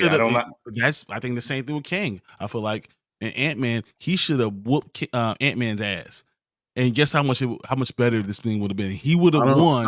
I don't doubt you on that. You have to make a villain be villainous, and especially when people don't know him that well. He should have whooped his ass. He should have been like a Omega level of threat, and then now we have a problem. Now he's a problem. But when they bring in, go ahead, Danny. So I think Loki kind of hurt Ant-Man to me because we see now that Kang is so much smarter. For all we know, he might have planned on that stuff. He's already out of that universe, and we just don't know it yet. Because Kang is always 4 or 5 steps ahead. The only person that seems to be right now on his par right now, this particular second, is Loki. But I'm pretty sure if he's the master of time and stuff, he doesn't get that contingency for that. So, but he probably has one variant that Loki get past. Yeah. But then there's an infinite amount of variants of him. And that's they are all. Rama Tut is going to be amazing. And that's what hurt Ant-Man because I guarantee you Kang is not dead. He may appear like Ant-Man get the best of him, but he didn't. Yeah. Well, that's the thing. The two things is I agree. I think Kang should have won at the end, and any variant they bring of Kang should not lose a fight. That way, it has to be we have to assemble the Avengers to beat this guy, right? Exactly. But I also think that he's not dead either because in that movie he says he's seen the end of time. Yeah, right? He's not dead. Yeah, we know he's not dead. He's in a different world. He's and he's alive, and he's going to come and kick someone's ass if they continue with this Kang storyline. They did several missteps. Ant-Man and old girl should have been locked in there. They should not be able to get back. That should have been something that they're trying to fight to get them back to. And I think the same way they slipped out, I guarantee you Kang slipped out. He probably used MODOK's technology to shrink himself when he was the Yellow Jacket or whatever, I guarantee if they do a flashback, you probably see him flying on some little bee or something like Yellow Jacket was or something. Kang, because doesn't Kang go across different timelines and steal technology? Yep, all the So time. So why would he do that? That's what I'm saying. So maybe where he went, he comes back, he's going to be even 10 times stronger. You know what I mean? Yeah, but they should have done. He should have won and then left, and we wondering where did he go? And I agree. That's because it should have been you a Omega level threat. That's the thing that makes you great. But I am going to say this. I am going to say this. He did not get beat by them damn ants. All right. I don't care what you guys want to say. He did not get beat by those ants. People keep saying it shouldn't have been close. He should have been able to kill everyone. He should have had some of his powers. He should have levitated. He should have laid waste to everyone and left and took this stuff and went. And that would have made this a great Ant-Man would have made more money. It would have been now we have a real villain and we have a real problem in our hands, and that's just one variant. And now when we had introduced all the rest of these variants, we realized all together we need all the Avengers to be able to stop this man. And he should have kept them winning throughout the movies. He wins, and then he realized, and he starts just cutting branches from all the timelines till we have one. I agree. That's what I thought we were going to have. This was the, obviously it goes without saying, this is like the jumping off spot to really establish Kang as the threat and have what happened. Exactly what you said, Brian, I agree with. Why would they, you drop the ball right out of the woodwork with Kang, basically. Not even that kind of thing at the end with even that thing at the end with Scott kind of questioning if what really if it was really over with Kang. That wasn't enough for me. Yeah, no, I get it 100%. I do think that was kind of a little hint to say, guys, hey, Kang's not dead. You know what I mean? But I do agree. You make him more menacing if you can't beat him, right? If you can't beat him, so. I think there was a way this one. Can you imagine when we have all of them joined together? Yeah. But if they come out with a next one, and because I know you said if they go on with the Kang series, but if they come out with a next one or whatever, and they explain to you that he had it planned just like He Who Remains had what planned in Loki, then I think that kind of, at least makes it better. You know what I mean? It's salvageable. Yeah. But then you're kind of just repeating yourself then. Then it starts to get boring because you're like, oh, we're doing this again. So every time he loses, he really wins type of thing. But I think they could have done with Ant-Man is they could have had Kang win and the good guys kind of win. Because I forgot who I was listening to, and they were talking about this, where King should have left, like you said. But before he left, he could have set some world bomb that would have destroyed all of the quantum realm. So he's like, before I leave, here's this. Deal with this or come after me.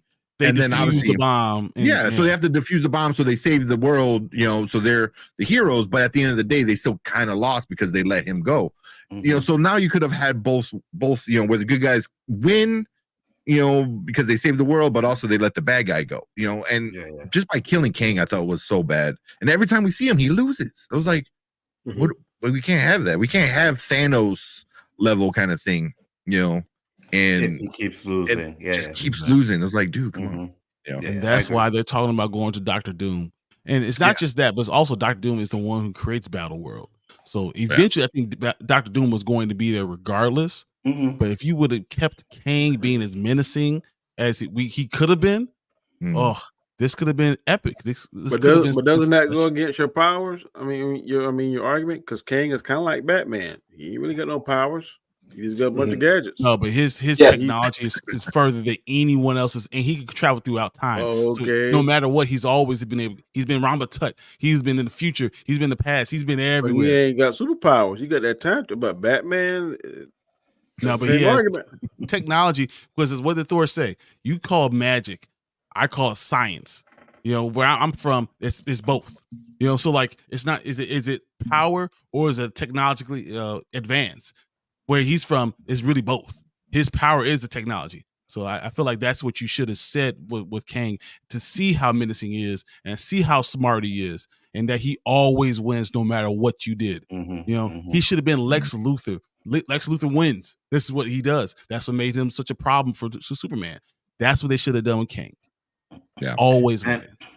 And to your question, I do think that they will continue with the Kang saga. I did read something where they haven't made up their mind, or they said they're going to continue with it. And that's what I want. I'm like, if you started this, just finish it. If you got to recast them, but finish it, right?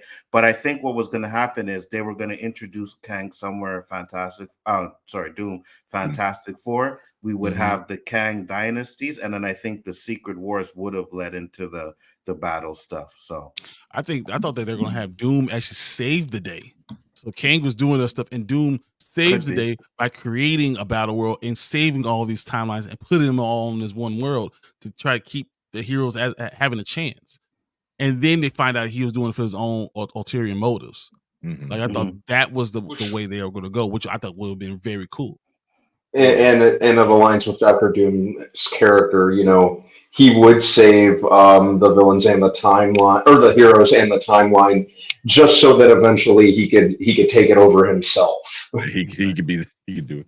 Well, supposedly, so there's a few things I've read like today that Jonathan Majors in his contract, that he's the only one that could play Kang in any variation of Kang. That's in his contract. I don't know if it's true or not. I forgot where I read it from, but I saw it, and it makes sense, man. I mean, Jonathan Majors isn't like a dummy, so that would be foolish for anybody to do that. But no one else can play Kang but me. Right. I got this. So what about if he died unexpectedly? Hold on. Well, here's the thing. I think you're watching the same video that I did where they were talking about that, right? The thing is, because they have so many variants of Kang, and you already know what they're doing in the MCU, where you have Reed Richards, and now they're gonna have someone else playing him. Kang, Jonathan Majors didn't want that, so he's like, "Listen, if I'm gonna play Kang, I have to be the Kang in every variant. There's no variant, so he has to be like a Nexus kind of Kang, where he's the same in every universe, and no one else can play him. But they're saying so it can't be three different. Like it was three different Spider-Mans, right? It's going to be one Kang. Yeah, one Kang. Which will make him even more badass, because it's like, listen, you can have different variations or different versions of Spider-Man and Mr. Fantastic, but I'm just me no matter what. I was like, so I was like, that's super smart, because obviously that's a cool premise, but I think that ain't gonna stick.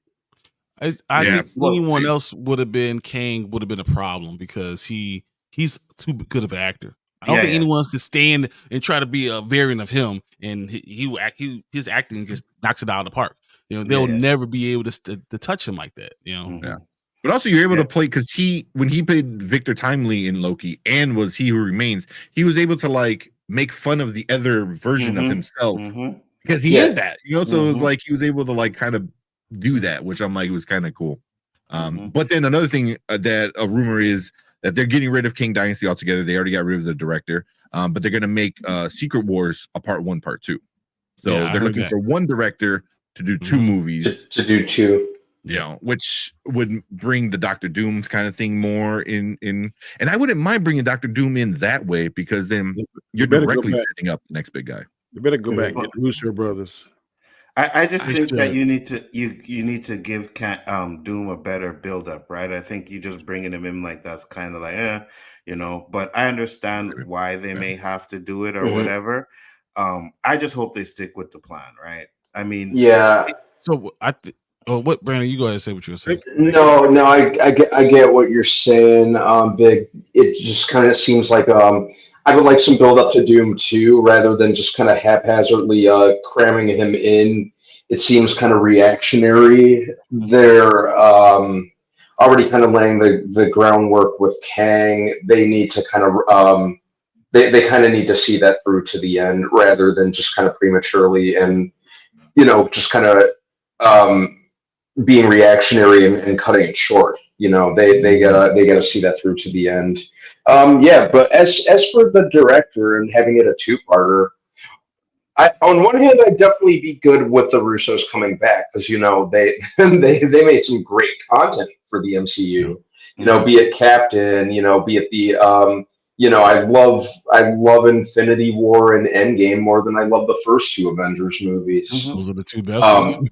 Yeah, two of the best ones. Yeah, easily, or the two best ones. So, but at the same time, I'd be fine with as long as it's someone capable enough of picking up the slack. Be fine with someone else. Just kind of wondering who. But Because yeah, let's go be ahead. real, if there is an issue, right, where this thing doesn't work out in Jonathan Majors and they have to recast, Marvel has enough money, they can void that contract, pay him out, and then just move on. You know what I mean? Like, okay, yeah, we did this, but we're not going to use you anymore because of problems. So here's some money, and thank you very much. And then they could just recast him. They paid him off, so Yeah. If they do decide to change direction, then the only thing they can do, they can steal what they did the first time. The way they kind of introduced Thanos with the end scene credits, they could do. I could see an end scene credit. Let's say the Fantastic Four is next. Then at the end scene credit, they show Latavia, whatever the name of his country is. He watches some monitors and saying, things are going just as planned. Reed Richards, or something like that. That's what you got to do. And he ain't gonna show his face. Just show like the steel gauntlet touching a button or something, or see the green cape. Yeah. Cloak. Yeah, and yeah, like his reflection on one of the screens or something, like kind of like his paint reflection. And they, for all we know, Doom may already exist in this universe because they're saying, and I think I read somewhere that the Fantastic Four movie will not be a prequel, or not a prequel, but it will not be an origin. Yeah, it's not. And they'll already have been like doing this for a number of years, so that could include Doom. They've probably already squared off against him a couple times. They need to hint Doom. They don't need to show us a full picture. Yeah, not until they get it for the big reveal. I hear exactly what you're saying. I think what they're going to do is have Doom be such a problem. He's going to come in and be such a problem, and once again have the villain win. And then they introduce the Fantastic Four because they have to go back to that timeline and find someone that knows him, and they're the ones that are going to be there because as I said, that the Fantastic Four is going to not be a group that's just put together. It's going to be a group that was already put together. So it's going to be from a different timeline that could come in already together, that's already been doing these things and always been fighting Doom. So if you do it that way, then you can introduce the Fantastic Four that way. Yep. And here's what I told Danny I think they should do, right? Because we have the first couple of phases, like the movies are loosely connected, but I'm saying they should do the next set of movies, phase 5 or whatever. All the movies should be connected. Like, how back in the days you'd have those special event comics where something would happen, Spider-Man, then you got to watch an X-Men movie to see the continuation or read the X-Men comic to see this continuation. They should do that with the movies. Right. So if you're doing a movie, have one continuous story all the way up until Secret Wars, where every movie is connected in some sort of way, not just loosely, but actually, like, let's say you're doing Spider-Man, but then the next Captain America. You gotta watch the next movie to get the continuation. Do it with just movies. There's some spots in MCU. If you miss a movie, you still can catch on. But the way I was talking about, you have to physically watch each movie in order to keep the story. I think Phase 3 did a good job with kind of tying it all together until we got to the Infinity War. Yeah, they did good with the Vengeance from Age of Ultron on down. They did good, but some other movies you can miss one or two. And the thing you can miss the Ant-Man movies, and I don't think, and you wouldn't miss a beat, right? Because you're like, oh, I'm not watching Ant-Man or Guardians of the Galaxy, right? Because I think there's connective tissue. But each movie was its own individual story. And I think what they should do is it should make one long story over the course of 6-7 movies. Then you get to the Secret War stuff and boom, you have the conclusion of it like that. Yeah. I don't like that. I would love it to be very comic booky, like and have like the X-Men have a movie. Then we got Black Panther have a movie. And then you have like the Fantastic Four have a movie. You know what I'm saying? And then all of a sudden there's you take these three things and you put them all in one because they're all connected. It's a whole full movie, because they're all connected. That's what I really liked about the Marvels, because at the end they went two different directions. They can go with the Young Avengers or they can go with the X-Men. They introduced both. So if they take advantage of that and all these people get off all this MCU hate and just because the movie was not bad, and I It am really wasn't. And yeah, those MCU clowns are just a friggin' disgrace to the fan base. But the villain was awful. The villain Absolutely. The villain was all yeah.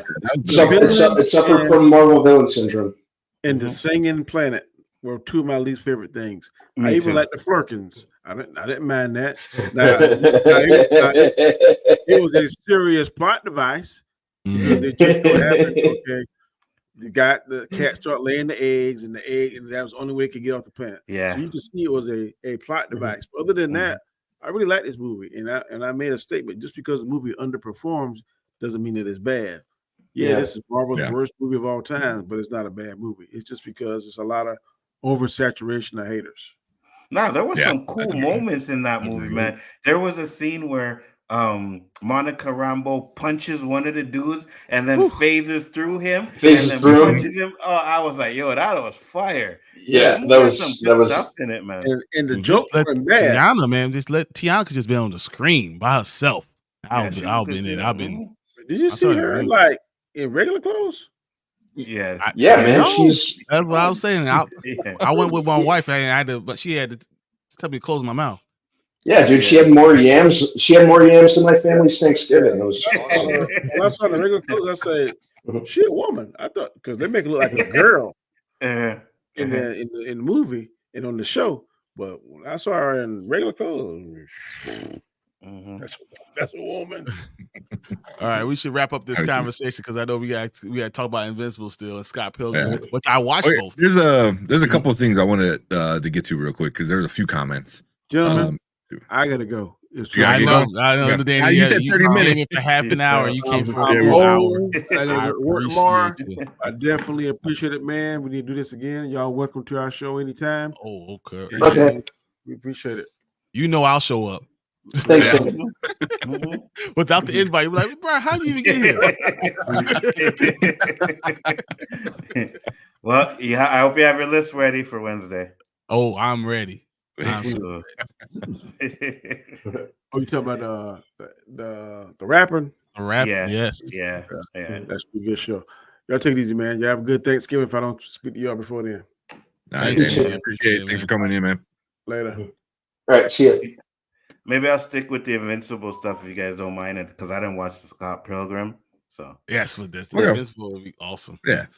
Well, here I was going to get through a couple of these real quick. Because do we even know who's going to be leading the Avengers? And that's something we've been talking about for years at this point. Spider-Man. I hope not. I hope it's not Spider-Man. I hope not. I'd be fine with Captain America. Yeah, I think Sam is. If you follow the comic book line, he's going to have a whole problem with him being black and then not being accepted. And though he will bring the Avengers together, but who will lead them? I believe it'll be Spider-Man being the number one guy. God, I hope not. I sure hope not. Yeah, I hope not. The fact that you guys are saying I hope not, I feel like that pretty much solidifies. But we'll see. I mean, it's probably going to be because he's the biggest draw, but I mean, it doesn't really make any sense though. No, it doesn't. It really doesn't. Yeah. Oh, yeah. And then there's a few. So I know Brandon was bringing it up. Well, first we'll bring this up. Has Pedro been confirmed yet? Not yet. No, not yet. The rumor is that I read there's a leak that Fantastic Four is supposed to start filming sometime in January. Yes. So which means we're gonna get the cast announcement soon, if that's the case. It's on the horizon. Yeah. It's very soon. I wouldn't be surprised around Christmas time, maybe. Would you be surprised that Pedro saw some of the hate and then decided to back out? I don't know. I don't. Hey, man. That's money. That's my money. I don't care. You guys hate on it all you want to. I'm getting paid. I'm doing it. I'm getting paid. No, but he gets paid no matter what. He's already part of so many different things in so many different worlds. What if he just says, "I'm gonna stick with the ones that that want me. If you want some of this, hey, this you need to enjoy it. But if you don't want to enjoy me, then I'll go do I would be in Star Wars. I'll go do Last of Us. I'll go do another thing where I can watch over a little kid." Yeah. I go be even though I don't know, whatever. Yeah, even though I don't necessarily agree with the idea of him as Reed Richards, just because personally I can't see it. You know, you can never have enough money, and you can never have enough fan bases. Exactly. So, Yeah. yeah.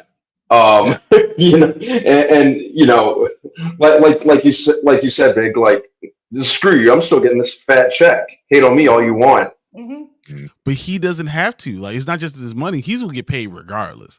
Mm-hmm. He's no matter what he chooses to do, he's gonna get paid. Pedro is up the tippity top right now of anything. He can choose anything he wants, anything that wants to come out. Pedro can say, "Hey, I want to do it." And they'll be like, "Okay." Yeah. So he doesn't have to deal with hate and this terrible, YouTube people like me. No, you are correct. Stuff. You don't have to. But the potential that he could get by being in a Marvel movie, like let's say his Fire makes $1 billion. I know he doesn't have any $1 billion movies on his. You know what I mean? You know, I look at it as video game logic. You're just accepting this stuff. You're just gaining more XP. You know, 100%. Yeah. And I think he's got a fan base like that love him no matter what. So that might. But Marvel is, especially right now. Yeah. Marvel and Star Wars, like those are the place where it's possible you could skyrocket your career, or it could go to die. You know what I mean? Yeah, it can go to die if you mess up and pick the wrong movie. Exactly. So you saw Ray. What's her name? That movie, the Daisy Ridley. Daisy's movie made less than $1 million or something like that in the box office over the weekend. Which is nuts to think about. A good movie though. A lot of people are saying it's like a really good movie. So yeah, it might be, but nobody cares. Soulmine's Daughter or something. I think it's called. Yeah, something like that. It's got some solid actors. You know, obviously Daisy Ridley has been good in stuff that I've seen her in. Ben Mendelsohn, who's great in everything he's in. Garrett Hedlund, who I think is a very underrated actor. So it's kind of shame it's underperforming, just to say the absolute least. Especially with that kind of talent behind it, but well, she might be up for an Oscar for this movie, The March King's Daughter. Really? March King's Daughter. They're saying like it's that good that she might be up for an Oscar. So, wow. You win that shiny trophy, man. That changes. I know, but you could be up for Oscar because if no one sees it, then no one can argue. I mean, that's most of the Oscars. So that is. And then he said, so here's the one that I really wanted to talk about because he brought it up a few times too. He's like, Doom was a badass in that one scene he was in. I don't think he was in because he said we have seen Doom on screen. In the old Fantastic Four. In the old Fantastic Four. Yeah. And I thought that was great casting, but they should have made him even more menacing. They should have made it. Yeah, they just made him an evil businessman, basically. Yeah. Instead of being on the level of Reed Richards, like he's that smart of a guy. Like he should have been. He should be his equal. He was smart, but he wasn't as smart. But he was more business kind of. He was more of a businessman. You know. They could have done a lot more with it, and it's a shame with the Fantastic Four movies because, like we've said many times, a Fantastic Four movie has the potential to be awesome. It just seemed like it was coming out at the height of, like the X-Men movies were popular, the Spider-Man movies were popular. Fox, unfortunately, just kind of fast-tracked it to kind of coast off the success rather than focusing on quality, which sucks. Hey. I'll stop it. I feel like I haven't seen Elle show up in a while. How you doing? And then what even was that 2015 version? I think that's what Brandon Davis was talking about. He goes, Doom was walking around blowing up people's heads by thought. Was that the 2015 one? That was the 2015 version. He was like he was going scanners on people. And he looked like a melted army action figure. Yeah, exactly what he did. Exactly. He looked like a melted crash test dummy. Yeah, that wasn't good. That was not a good thing. sometimes I just ask myself how the director Josh Trank thought that was going to go over well. You know, and it ripped off The Fly so much with just like the body horror angle. Mm-hmm. You're not fooling anyone, Trank. You're not. Like, hey, not enough people saw this movie. Yeah, from the 80s. And then Tony said, "Yeah, it's bigger than pancake batter." I was gonna say brownie, but oh, cool, pancake, whatever. So Brandon Davis said brought up a good thing. He's gonna skip it until the split season's over, which I hate that. I hate it. Yeah, where did that even come from? It feels like that came out of nowhere. They started doing that. They saw Netflix do it with Stranger Things, and they decided to go, let me try to do this too. We can stretch it out too. Yeah, kind of like how novel adaptations after Deathly Hallows, they started making them two-parters, the finale two-parters. Weird. Yeah.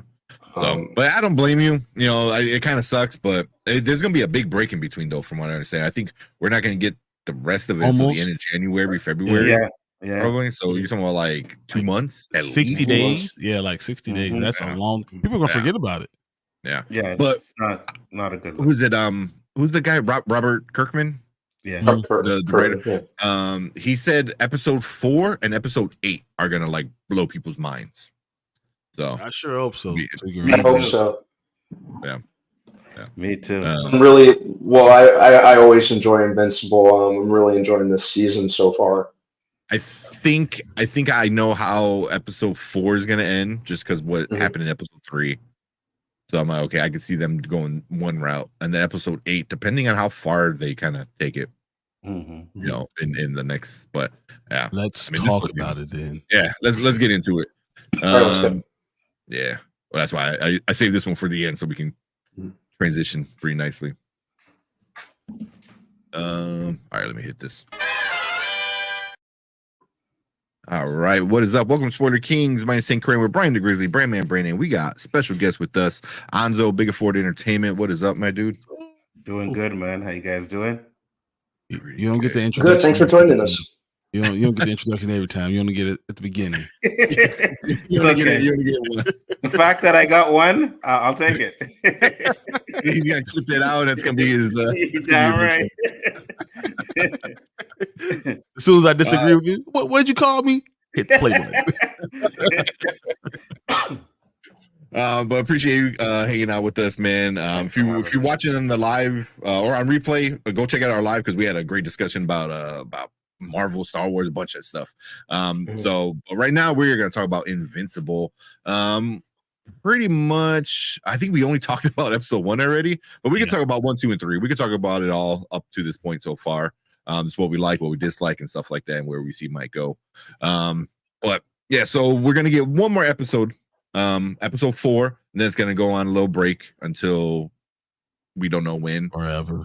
Yeah. So there's no official release date, but they're saying, you know, the end of January-ish. So we'll see.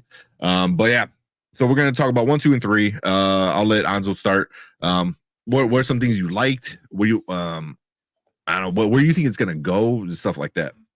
What you got? Well, I'm enjoying it. Like, I've loved season 1. I thought it was really good. Season 2 started off great. Episode 1 I thought was fire. I was like, okay, I like where they're going with this, with the villain and everything, you know. And it starts off where it's like, wait a minute, Invincible and his father working together? I'm like, what is going on here? Like, you know what I mean? I'm like, what am I missing here? And then they show that it's a different universe and how this universe is the only universe where he actually defied his father.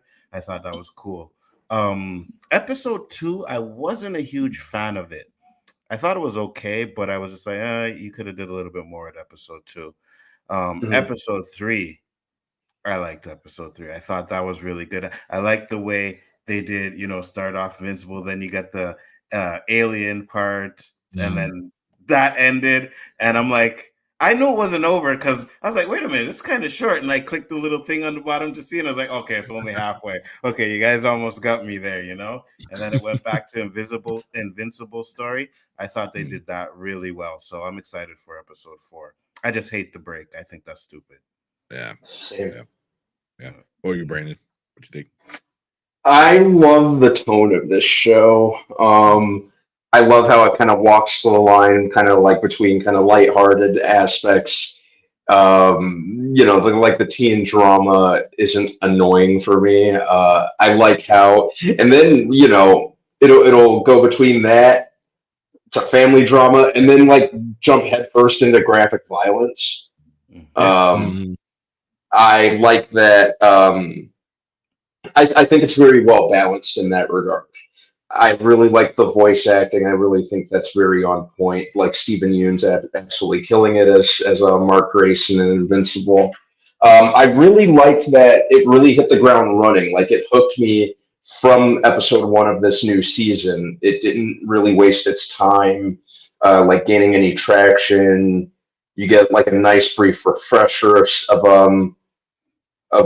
what went down in season 1, and it's really done good with progressing the characters. With a slight time jump. It's really expanding the world of Invincible, which for someone like me who's never read the graphic novels, I think it's really engaging in that regard. The latest episode, especially the way that it ended, I'm like, holy crap, what happens next? I need the next episode right now. Facts. Yeah. And yeah, Sandra Oh knows how to cry, dude. Sandra Oh knows how to cry. But yeah, I really like it. And another thing, Amber has not annoyed me so far this season. That's a big thing. A lot of people are saying that like they pulled back on her annoyance. The season so far this season. Yeah, because I spent most of season 1 hoping a truck would land on her, but but yeah, they made her very tolerable so far this season. So I like it. Yeah, the season hiatus is going to annoy me too. Yeah. But yeah, I'm really liking it so far. Especially if 4 is supposed to be this amazing episode. You know what I mean? Like if it's one of those that's gonna be like, oh man, you guys messed up. Yeah. He came out and he said a bunch of other stuff about Stephen Yeun too. With Marvel. But at least with the show, he said the episode 4 and episode 8, which is the midway and the season ending episode, are gonna be like mind blowing. So I was like, damn, But this show is great. What about you, Brian? What you like about it? It's like watching people deal with PTSD. That's what I see. So every character is dealing with it in its own different way, and you're seeing emotionally how it affects people, how physically it's affecting people, and as a hero, how it's affecting Mark. I just feel like all of them are dealing with this traumatic thing that happened and how they're going through. That's what all these first 3 episodes really are, and how it's affected everyone, including Cecil. I mean, everyone all the way down. It's affected them. And she tries to go to a Heroes Anonymous meeting, right? And it didn't work, right? Because they find out, Debbie, is married to Nolan, the Omni-Man, who killed all those people and couldn't kill the people that they lost. So it's like it's just seeing them all deal with PTSD and how their lives have been ruined by this one moment, and all that was really interesting. And then all of a sudden we get to the end of episode 3 and we see Omni-Man again, and he's like calling him a son again, and that blew my freaking mind. And I was like, what the hell? And you know how angry I was when it ended right there? Me too. I was sitting to eat. I was eating a donut, and I threw it at the TV. I was like, what the hell? Yeah. I mean, the season's, I think, starting off really good. Like I said, I try not to talk too much because I read the comic book. Like I got so invested after season 1, and I read it all. Watch a bunch of videos on YouTube and just like breakdowns and just like all these like how this affected this character and how this affected this character and how these relationships and stuff like that. So I try not to like talk too much because I don't want to spoil it for you guys, just for you guys, and everyone watching as well. But so since we already got to the point of the end of episode 3 where he meets his dad again, gets tricked by like a big bug to go save a planet, and then when he gets there, he sees his dad. What do you think is going to be Mark's reaction? What do you think he's going to do? I hope he punches his dad in the mouth. Square in the jaw. Yeah, punch him square in the jaw. Beat the hell out of me and call my mom a pet. Like, screw you, dude. Yeah, I think they're gonna have a little bit of fight, and we're gonna see that Omni-Man probably doesn't want to fight him. You know what I mean? And it's like, okay, no, this is what's happening, and I don't know. I think there's gonna be a redemption arc for Omni-Man for sure. So yeah, I think it begins here. Yeah. What are you, Brian?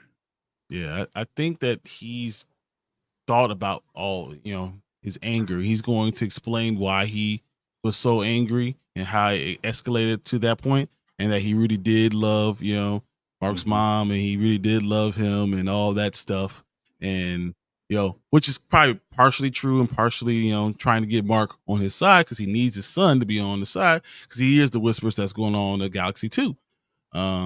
So it's going to be him playing a little bit, but with giving a kernel of honesty that makes kind of draw him in, and to a point where I think he returns to Earth, and then Debbie is going to be on 10. And I think that's what's going to really ruin a lot of stuff. And everyone's going to try to go against Omni-Man, and they all know they can't. And he ends up having to kill everybody again, and then everyone else comes like the rest of the was it they call it Vulture Knights? Yeah, Vulture Knights. Yeah, they're going to have to end up coming, and he's going to decide to defend Earth because Mark is asking them to do it. Yeah. Okay. Interesting. So all right. So we got that part with because that's obviously like the big part where we're all like, oh my god. But what about like the second episode was all about Alan? I know obviously you say you didn't care for it too much. I really enjoyed that episode. It was definitely a side story. It didn't really progress the main story of Mark. So far, I think eventually it will connect. But one thing, love hearing Optimus Prime. What's his name? Peter Cullen. Peter Cullen. Great, and especially with that character, I was like, awesome. Yeah, that was a really great decision to cast that voice actor as that character. But everything that happened with Alan and happened with what were they called? I forgot what they were called, but like the coalition, the coalition of like planets or whatever the hell. And then you get all of Alan's backstory. And then that ends the way that ended. What do you guys think about with what's going on with Alan? The fact that I was surprised he didn't die. Man, they beat his. I was like, wow, yeah, that was fire. I like that. Yeah, they said, oh, he didn't die. He was somehow he's okay. I was like, they ripped his body apart. How's he still okay? It was really cool seeing it like animated rather than just on the paper. Seeing his eyeball floating, and he had like this weird.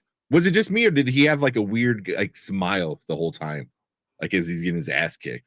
So a little bit. I don't know. A little bit. Like he was just knew he was going to lose, and he was making a stand. But what do you think is gonna happen with Alan, especially with how that ended? What the hell's the guy's name? What the hell's his name? Which one? I can't remember. The leader of the coalition. What's his name? The dude's name? Oh my god. Probably like a T. I'm having a brain fart. From what I because I'm like you, and I didn't read the comic, but I be watching the videos, So I be watching the videos to find out what's going on. I like to know how close it is to the comic book, you know what I mean? So whenever I see a video and they talk about it, I like to see what's the differences and how close it is. So basically they're saying like he's not really dead, and it's going to help him heal faster with what he did. So we'll see. Yeah. That'd be interesting. He's not strong enough to take one on, but does he get to a point where he can? They said he gets stronger. It's like every time he gets hurt like that, he gets stronger whenever he comes back. So Which that would be Dragon cool. Ball Z. Yeah. I didn't get that. Could you try again? But Alan's really cool. Theodis, I forgot how to pronounce his name. The guy who the leader. Yeah, he's. Oh, like, the one thing that I like about the show so far is they introduce you to these characters, and a lot of these characters are very important to the overall story. You know, even the side story. I had fun with it with Alan. I usually don't like when Seth Rogen is a voice actor because he doesn't do anything besides his own voice. He's Seth Rogen. Yeah. He's Seth Rogen. But for some reason, it fits Alan. yeah, Like it really does. It's weird. I was like, I don't know why. Like maybe A it's goofy just so thing, weird. and Yeah. to be that powerful but not be quite strong enough to do anything, Seth Rogen fits it. It just does. Yeah. Like I said, it's a weird character. You know, one eye, he's all orange, wears the stupid jacket suit thing. Yeah. I gotta say, I actually thought Angstrom Levi was pretty interesting to me. That whole idea of him, and I think he's going to be very important very soon. You know, because he's been seeing one of his variants basically have been in the world where Man and Invincible teamed up, and his arc is going to be very important going forward. Yeah, and that scene where he goes to see Invincible and they have him chained up, and he's trying to figure out how did they catch you like this? Sort of, he can do it. Yeah, I think he's gonna go around beating like some of the Invincibles and Omni-Man, and then when he's gonna get to Earth, he's gonna have an issue there. So I think that's going to be interesting to see because he's going to have to practice whatever he learns on different Invincibles and Omni-Man, right? Before he goes to Earth to get the one he wants. So I think that should be interesting. Yeah. Man, I just knowing that this whole story it's just crazy. It's such a great story. And man, like they can probably pull out at least 8 seasons if they wanted to. You know, if not, maybe like 10. They've said so far they're doing. They've made 5 official, right? They're going to do 5 at least. I think they signed on for 5, but I think they can probably go a little bit more and like really flesh out the story and everything like that. You know, like I said, it has an ending. You know, there's the end of the story, so they know.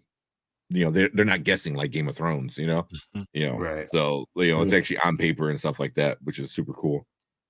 But yeah, I'm enjoying it. You know, seeing it. They like Anzo. I know you're saying like you were looking to see how much it is close to the comic book. I mean, it's pretty close. They kind of changed things around, but nothing too crazy. You know, just I think for storytelling.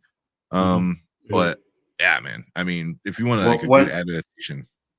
Yeah, one thing I did hear is that they gave a lot of the characters more backstory in this series now in this season than they did in the comic book, which I think is interesting too. I'm like, that's a good idea, right? If you're gonna extend it to like 5-8 seasons, then I think you build on a lot of the characters that you have in there too. Make us invest in the moms and stuff like that. Because when that happened and he's like, "Don't come back here." I was like, man, that's kind of messed up because it's not her fault. You know what I mean? So you get invested in characters that you probably didn't in the comic, and I like that. Yeah. I hope they can get more than 5 seasons. You know, because I can see this doing really well, especially after season 1, seeing how popular it was. If they greenlit that many seasons, now there's no big breaks in between seasons. You know, now they can just like, make a bunch at once and see how it. If at they least do that's the problem. Will they try to put too much time in between, and then 5 seasons takes 4 years? They said 1 every year. They said they're not going to go longer than a year for another season. So that means they gotta get on it right now, right? Yeah, hopefully they're putting it together now, right? That's what Spider-Man said too, and now we're looking like, is it going to come in 2024? Who knows? Let's hope so. I'm really curious to see what happens next there.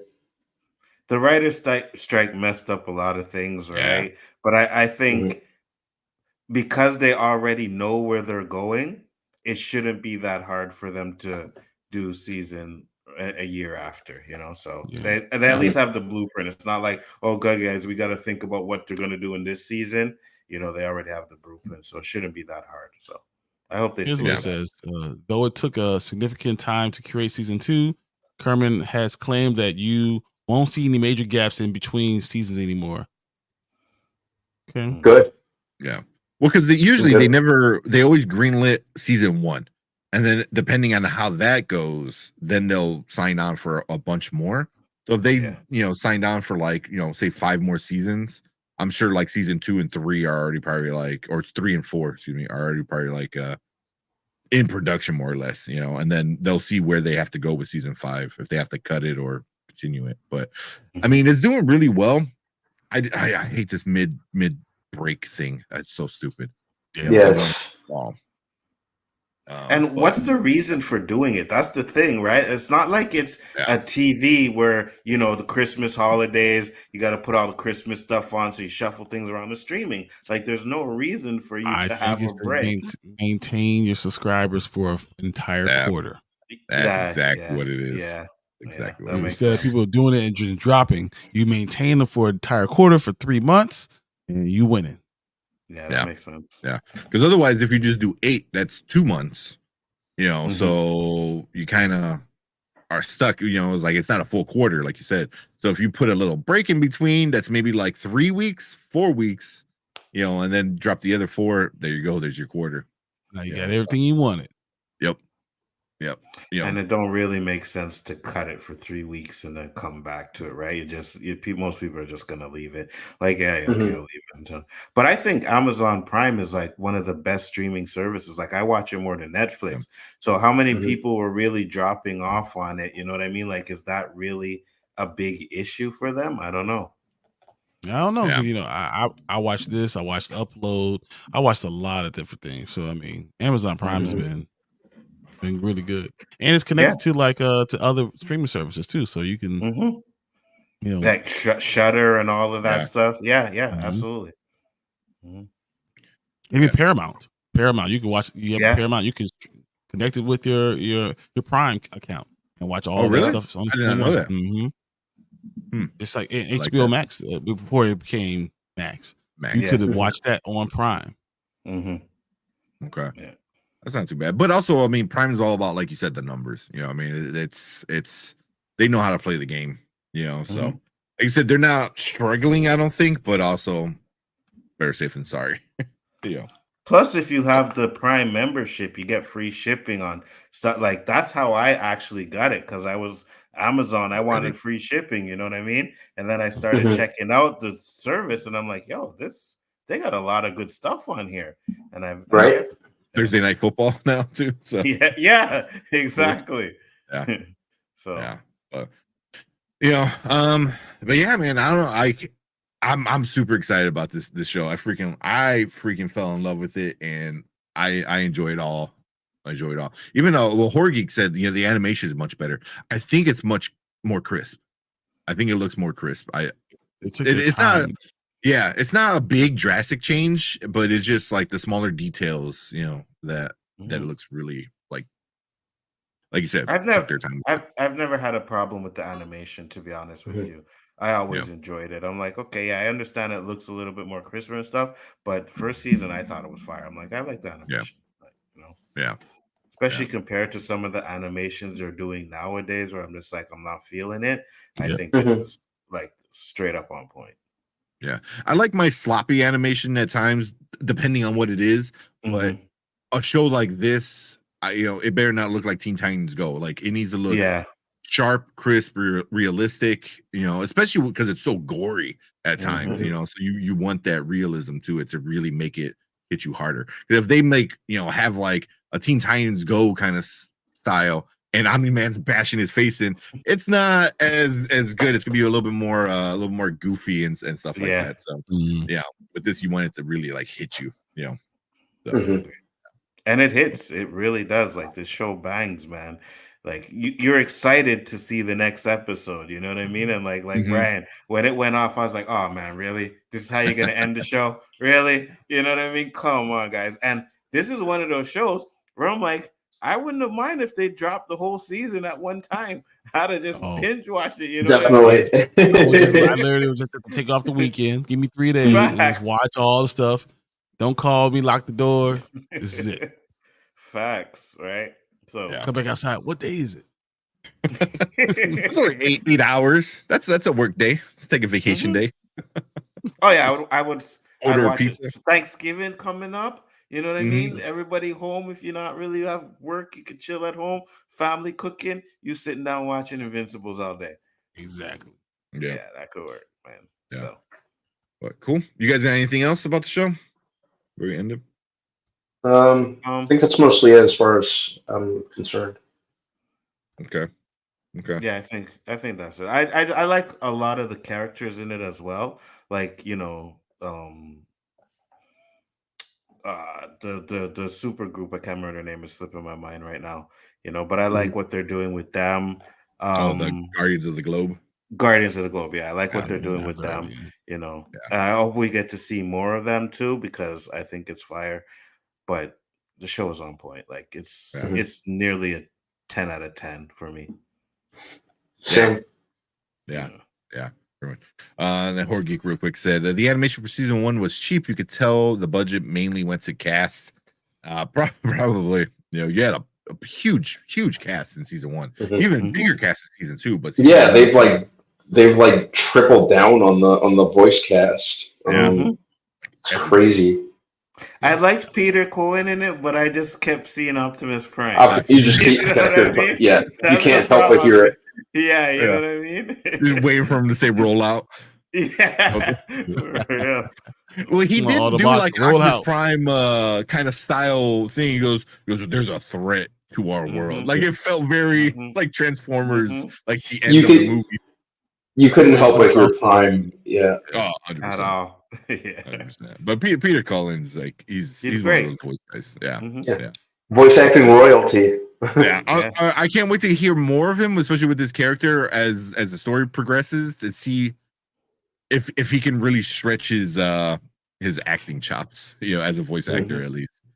So see how that goes. I agree with you, because usually it's always Prime he's in, you know what I mean? It's like every time you hear that voice, it's Prime. So to get him in something different, I'm like, okay, that's cool. It's just I see Prime.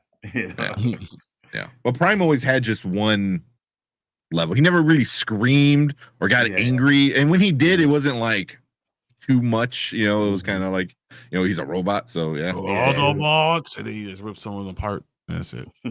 Yeah, exactly. So I'm curious to see how it goes. But cool. So that's it for that. Next week Monday, we're gonna be talking about the finale and see how we all like not the finale, the mid-season finale, I guess. Episode 4. We're gonna talk about that ending. We'll see if Robert Kirkman is right, and it's gonna blow our minds. So we'll see. We'll talk about that next week. If you're watching on replay, hit that like button, hit that subscribe button, leave a comment. Let us know what you think about Invincible so far. Are you liking it? What parts are you liking? Where do you think the story is going to go? What do you think Mark is going to do to Omni-Man? So I'm kind of curious to see what people think. But appreciate everyone coming in. Appreciate Anzo from Bigger Ford Entertainment. You want to shout out your channel real quick? Bigger Ford Entertainment, guys. We do on my channel OOC, we talk real life stuff. Chaos Central, we do the pop culture stuff. So check it out. I thank you guys for having me, man. It's always a pleasure. Thanks for joining us. Thank you. It was like last minute, so we appreciate it. It's the channel that we actually watch. So like when we're watching stuff, we're jumping on stuff. We actually watch them. So. And I'm always watching you guys. I'm always popping in, mainly the troll, because I know there's gonna be something happening here that you guys are gonna say that's gonna be like, no, I got to fight back on that one. But you guys are doing great stuff, man. Always a pleasure. Yeah. So appreciate it. So make sure you go check out Anzo. I'll put the description down below, a little bar right above Brian's head up there.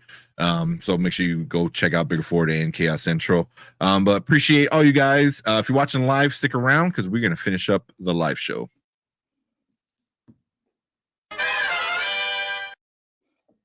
right. So I know you guys are gonna talk about Scott Pilgrim. I didn't watch it yet. I just gotta ask you a question. Did they really do the okey doke that they did with He-Man on that? The people are saying. I'm only 2 episodes in. Yeah, Well, I'm 4 in, so I heard it happens in the first episode. So the first episode is just like the book, the movie and all that stuff. It's exactly if you've like seen the movie, there's nothing too crazy yet that's out of the movie. You know, there's a little bit more detail, but nothing new. What I read was that, and I guess I could say because it might not be true, but they said they killed him in the first episode, and it's the girl that takes over the show. No. Okay, so then there's some bullshit rumors that I see. Like I said, I'm on episode 2, and he's still alive. Oh, okay. Well, I don't know, Brandon. You're on episode 4. Is Scott Pilgrim dead yet? Not dead. Okay. So I don't even know where that came from. Like I was watching a video, and they were like really saying that that's what happened, and I was like, what? Well, we had a comment. See if I think I started the comment. So this is a while. This is a while ago. This is before you even jumped on. So Mirage said Scott Pilgrim Takes Off should change its name to the Ramona Flowers Bait and Switch Show. Stupid what if sequel that Thanos snapped all the events of the books. It is different from the books. It is different from the books.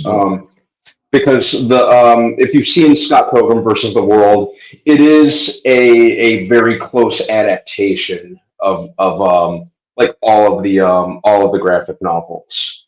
It's very respect. Yeah, that's what the movie was, right? That's what the movie was. This they're very much doing their own thing with this. Yeah. So I definitely understand what Mirage is saying. It's not wrong. There is a little bit of a bait and switch. As far as I can tell, I haven't finished it yet, but definitely a bait and switch though. and I didn't know. Is the main character basically? Yeah. Oh, okay. So kind of like what they did with He-Man. He's still around, but they have her as a main character. Yeah. Yeah. Well, thanks for having me, guys. I appreciate it. I'll watch you guys until I fall asleep, but it was a pleasure, man. Thanks for coming in, man. Peace. Yeah, you're always welcome, man. So, yes, you want to talk about this, or you want to call it a night? We talked about it for a couple of minutes. I haven't finished it, but yeah. I'm only 2 episodes in. Me too. I'm 2 episodes in. I wound up falling asleep towards the end of episode 2, not because it was boring, because I was sick of shit. Nothing could have kept me up. So, because if not, I'm probably gonna finish it this week because there's only 9 episodes, I think. 8, I think. There's 8. Yeah, and they're all like 30 minutes. So, we should just talk about episode 1 and 2, and then we could talk about the end of it. We could, even if we did like Thursday or Friday and then released it to everyone. Okay. Okay. Good. All right, let me hit this. All right, what is up, everyone? Start that over. Yeah. All right. What is up, everyone? Welcome to Spoiler Kings. My name is St. Krim with Brandman Brandon, Brian the Grizzly, and we're going to talk about the first couple of episodes of Scott Pilgrim Takes Off. It's the new animated Netflix show that is based on the Scott Pilgrim story. I haven't read the comics. All I know about Scott Pilgrim is the movie that I've seen a bazillion times. So, one of my favorite movies, by the way. Yeah, it's good. Love Scott Pilgrim. It's enjoyable. Yeah. Do like it a lot. I do have a problem with the whole knives, the knives thing. But it does establish Scott as kind of a trash person. Not even kind of, very much a trash person. Yeah. Oh yeah, he's not a good person. That was the same thing in the movie. It was the same thing. Mm-hmm. Yeah, well, I'll talk about the movie. With the show so far, it follows the movie as far as I know. But we're just talking about episode 1 and 2. All of us watched that. Brandon's a little bit ahead of us, but we haven't finished watching it yet. And I'm sure with the holiday weekend, we're gonna finish it. So next week we're gonna talk about the whole thing. So make sure you hit that subscribe button. You can join us in the conversation for the whole show.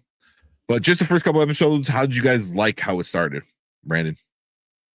I thought it was fun. I like that they really brought the animation style from the graphic novels to life. That's cool. And they brought the entire voice cast, or all the actors back to voice the characters that they played in live action, which is cool. It's definitely doing. I was kind of curious as to where they were going to go with it. If it was just going to be a rehash of the movie, or like a more kind of spot on translation of the graphic novels. And they're very much doing their own thing. Ramona Flowers is put in like is more of a central character than Scott himself. They're doing a lot more with the 7 Evil X's. They were, a lot of them, in the movie were kind of glorified cameos, which was cool. But we're seeing more of them, like the character of Lucas Lee, Chris Evans's character, who's really, really entertaining. He has a ton of great lines so far, and Chris Evans really hasn't skipped a beat, in terms of the voice that he went for, just like the total dude bro archetype, which is great. But yeah, I'm really liking it so far. It's just really I like the tone and the energy of it. Okay. And I don't mind the route that they're taking with kind of taking a hard left from the movie and the graphic novels, in terms of making Ramona the main character and that sort of thing. They kind of had to do something different. And I definitely get the comparison to the He-Man Masters of the Universe cartoon that came out from like 2 years ago. I definitely get that comparison. So yeah, it's been fun so far. Got to finish it maybe like tomorrow or Wednesday. Get it all finished up. I'll be all done with it. Yeah. Yeah, the show does a better job with handling the knife situation and calling out, just how bad it is. Yeah. Yeah. There's that. Love Lucas Lee, Mattel. Yeah, Mattel Patel and Todd. Matt Patel, yeah. Matt, yeah. Yeah, so I'm trying to remember in episode. I'm trying to remember what happened in episode 2, because I was drugged up with a bunch of NyQuil. I'm trying to remember what happened, because I know at the end of season episode 1, he becomes coins. Yeah. And then I'm trying to remember what happens with episode 2. They do like a funeral kind of thing, right? Yeah. And Envy Adams shows up and sings. And that's what Anto was talking about. Like they killed him. Yeah. I completely forgot about that. Yeah, because he turns into the coins and stuff like that, and that's where I kind of finished off with what's her name singing, Brie Larson's character. Brie Larson. Envy. Yeah. So yeah, Matt becomes the leader of the X's. Yeah. And then takes off Goody and stuff. Okay. Yeah. So yeah. I don't know. I don't want to get spoiled too much by looking at too much of it. I mean, so far I like it. Like I know Anzo was in here before and he was asking that question, and I was like, wait a minute. I don't remember Scott in the second one. In the second episode. So yeah. My worry is that stuff that they're gonna do in future, going to the future and seeing things from the future and then jumping back to the past, and does that change this thing? And are we going to talk about Back to the Future? Because as soon as you go into the future and then come back to the past, they're going to be talking about can you change the timeline and all that other stuff. Yeah, so I mean, You guys seen Bill and Ted, right? Mm-hmm. Oh, yeah, of course. Yeah, it feels like they're trying to go to this Bill and Ted type of feel to it.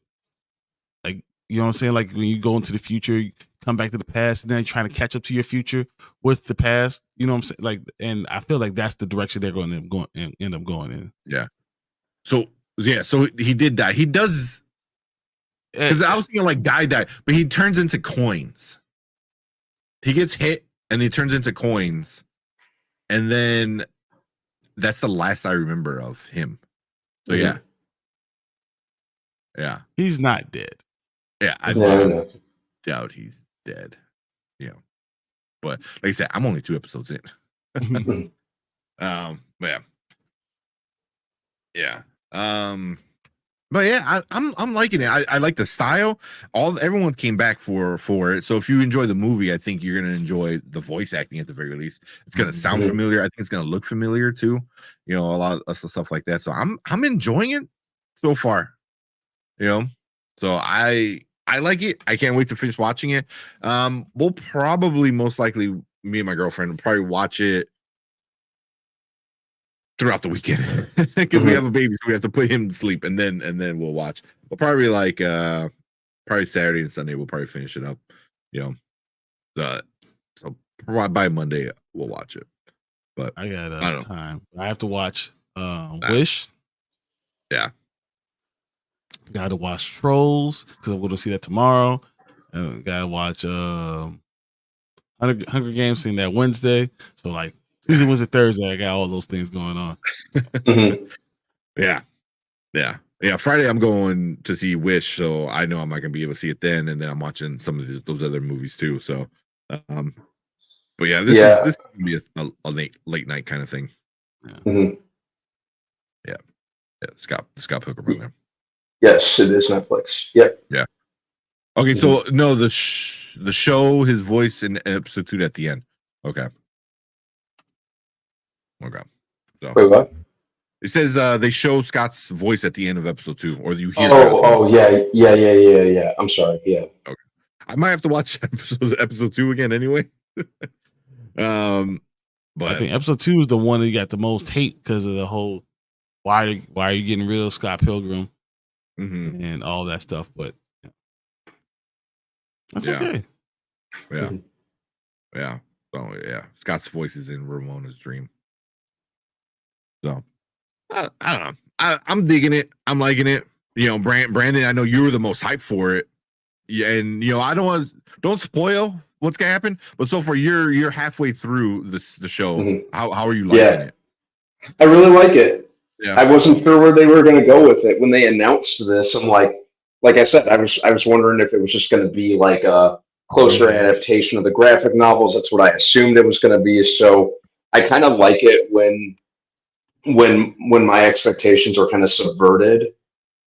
I think they're doing the right thing. They kind of they couldn't do a repeat of the movie. Or the graphic novel. We already got a pretty close adaptation in the form of the movie, so they had to do something fresh. It was like like I said, I know I'm drawing this comparison a lot, but it does remind me of the Masters of the Universe series from a couple years from 2021. They had to do something different for the sake of keeping it fresh, and I think that they're doing that, and they're still respecting. They're still respecting the content. It's not like a slap in the face of the source material. You got to do things, and if you really have a problem with that, the movie and the graphic novel still exists. Yeah. Yeah. This is still it's doing something fresh, and I'm pretty excited to finish it. But I've been pretty happy with it so far. Yeah. It definitely maintains the tone of the graphic novels and the movie. The creator is literally the writer of the show. Yeah, Brian Lee O'Malley is still heavily involved. He writes it and I think he produces it. So there you go. Yeah. So this is the way he wanted to go with the story. So you really can't complain. Yeah. We're keeping it fresh. Yeah. So yeah. It still feels very much Scott Pilgrim, or at least the tone that I associate with Scott Pilgrim. So I've been pretty happy with it. Yeah. Okay. But yeah, 2 episodes in, I'm enjoying it. I love the animation style though. I really love the animation style. I think it fits really well with it. And yeah, I like it. You gotta give Netflix some credit. The way they're doing these things, and they're taking chances. They're taking different chances, and I applaud it. I applaud what they're doing, and good job. Netflix. Yeah.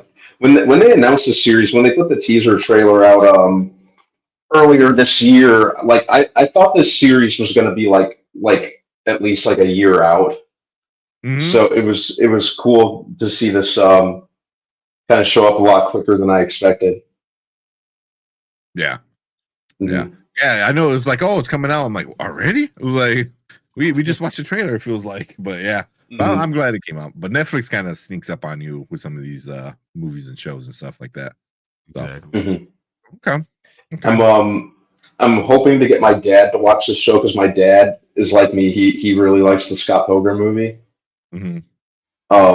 My dad thinks the scene where Scott Pilgrim jumps out the window is like one of the funniest things ever in the movie. So, but yeah, I'm trying to get my dad to watch it.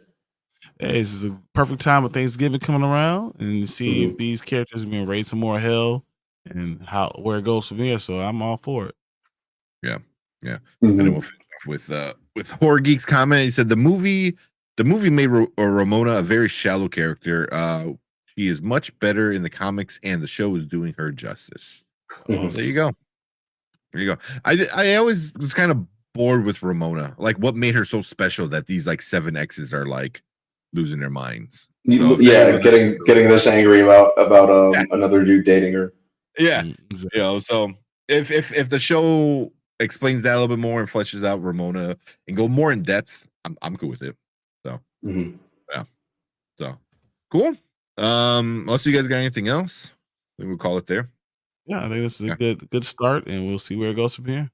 We'll talk about Monday. I think Anzo got that he put that idea in my head. He goes, oh, well, that question he asked before we recorded this section of the video.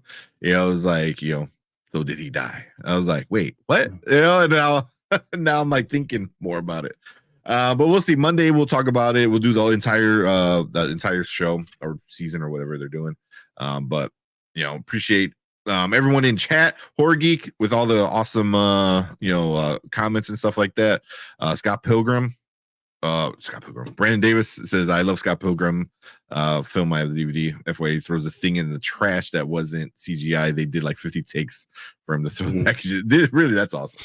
Yeah, you can see it. Yeah, on the you could see like most of the takes of him attempting to do it. On the extras. That's funny. Well, that's definitely a Edgar Wright thing. Yeah, like, no, you're gonna do it. But yeah. So yeah, appreciate the guys in chat. Thank you. If you're watching on replay, leave a comment. Let us know what you think about the start of the Scott Pilgrim show. Do you like it? You hate it? Join us next week on Monday. Let us know. You can come and join us Monday. Sorry, and tell us what you think about the entire show so far, or at the end, and let us know. Do you hate it? Do you like it? Do you don't like what they did? Stuff like that. But come and check us out then. Appreciate everyone. If you're watching live, stick around. We're gonna finish things up for the night. All right, I'm getting all like, and I am brain foggy. Yeah, can't even talk right. I was getting tired at one time. I was getting tired at one point. I had to run across the street to 7-Eleven and get a Red Bull. Red Bull gives you wings. There you go. But yeah, because I will check it out. Yeah, check it out, man. Let us know what you think. I don't know if you like the movie or not, but I'm curious. And I know Brandon Davis said he got like 7 episodes left. I know he said he didn't like the ending of Parks and Rec. The ending is the last season is a little rushed. They tie up a lot of stuff very, very fast. But I enjoy the ending of Parks and Rec. I think we should go back to Brandon's question that he had before we left. Which one? You see it? Look at. I remember saying that before he left. He was like, "Is that how you watching Thanksgiving?" I'm probably gonna watch it. I know Brandon already watched it. I liked it. I had so much fun watching it. You don't understand. Ever since Grindhouse came out, I've been waiting for this movie. You don't even understand. Yeah. Also, I forgot to show Jason. Oh, go ahead. Here's a question. Yeah. When do you all think this will end? Will it be 2060 and Marvel still linking films and we have to pass the elation of it to our kids? Because I don't want to die yet beyond Marvel. I don't think it's gonna end. It might die down a little bit, but I don't think it's gonna end. I think it'll just get reinvented. I think they recast some of the stuff. Yeah, they're gonna restart, reboot, recast, and then kind of start fresh with new stories, new characters, and stuff like that. Like the comics, does that all the time. That's exactly why I don't think it'll end either. Yeah. That's why it might die down. You won't get as much, shit. Even like next year, we're only getting one movie. Deadpool. That's it. So might not be a bad idea. Like take a little bit of break. Mm-hmm. And then kind of kick back up with stuff. But people panning for what they want. Yeah. But by the time I think any of our kids are old enough to really appreciate it, they're probably gonna have rebooted at least once, if not already twice. Mm-hmm. Gotta give the people what they want. Yeah, but yeah, he's not the one die beyond Marvel. Marvel's gonna live forever, man. Live forever. But yeah, I know we had missed a bunch of comments when we were doing the conversation with Anzo and Danny. So yeah, if we missed it, sorry. Real quick, well, this is one I know we missed. It was Jason Entertainment. Always appreciate him coming in and saying hi. But yeah, he was saying he just came back from watching Wish. I'm planning on watching the movie this weekend. I think we're all watching it this weekend. So actually, I'm pretty excited about it. I like the idea of it, so I want to see where it goes. Yeah. Same. Go ahead. I was just thinking, I had almost forgotten it was coming out this week. Yeah. I really wish it would have been a traditional 2D animation style. Mm-hmm. I would have been nice, but I don't know if younger kids would even appreciate that. They're like, why does it look cheap? Why does it look good? Yeah. So, but I said what I said, Dad. I said what I said. Cheap. Yep. Saying good night. Happy, safe Turkey Day. Most definitely. Plan on gaining 9 pounds. Just turkey meat. Let's go. Yeah. I think you have to pass it on to you have to pass it on to your son. Oh, he's for sure. He's gonna be a little comic book nerd. So, yeah. I doubt that. He's not little. Yeah, not anymore. You dress up as Stewie for Christmas. That should have been done for Halloween. Nice. Actively shopping for an ugly sweater. I want one, but I have no reason to wear it. But I want to buy it, and it's a Macho Man one. It's an ugly sweater with Macho Man with him holding the cream. It says "cream with a crop" on it. I was like, I just want it because I want it. I ordered a Star Wars one, Darth Vader. Yeah. Boom, boom, boom, boom. All right. No idea what kind I'm gonna get yet. All right. Yeah. Walmart got a bunch of pretty good ones. Mm-hmm. Walmart and Marshalls has good ones too. I shop online. It's a bright ass red shirt, making my lips look even redder. I'm so big that I have to shop online. So yeah, that's just it. You have to cut 2 sweaters into one. Exactly. All right. Yeah.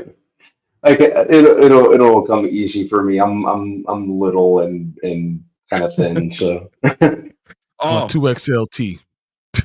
So real quick, this is for Brandon. We've been putting out some more shorts. This past week we haven't been a lot of videos because I've been sick, so it's been bad. But one of our last bunch of shorts were talking about Avatar: The Last Airbender. One of the comments, I don't know if Brandon you saw it. Somebody said, "Is that the boulder up top?" And he was talking about you. Boulder. And that shit had me dying. I was like, I wonder if he saw that or not. So because you're sitting there, you have your arms, are out, and somebody's like, "Oh, is that the boulder?" It's like, oh. I did not see that. Yeah. I gotta go know. But I will take it as a compliment, I guess. Right? Yeah. So that was a good one. That's a good one. Let's get out of here. We appreciate everyone. Happy Thanksgiving. We're not going to be here on Thursday. Obviously, we're going to be too stuffed. But we will be back Monday talking Wish, talking Invincible. We'll see what else we got going. But appreciate everybody in chat. All of our guests, Danny for the super chat. Thank you so much. There you go. Horror Geek, you're right. By the way, you're absolutely right. It's very much Scream with the Thanksgiving theme, holiday theme. Yeah. It was fun. It was a fun, especially if you like horror stuff from Eli Roth. You're in for a pretty gory and good time. It delivered exactly what I was expecting. Yeah. It delivered what I expected. So we gotta get you to do a review because I don't know if I'm gonna watch it anytime soon. So yeah, I'm happy to do a review for it. Sounds good. Cool. Yeah. All right. Before we go, I do want to say this.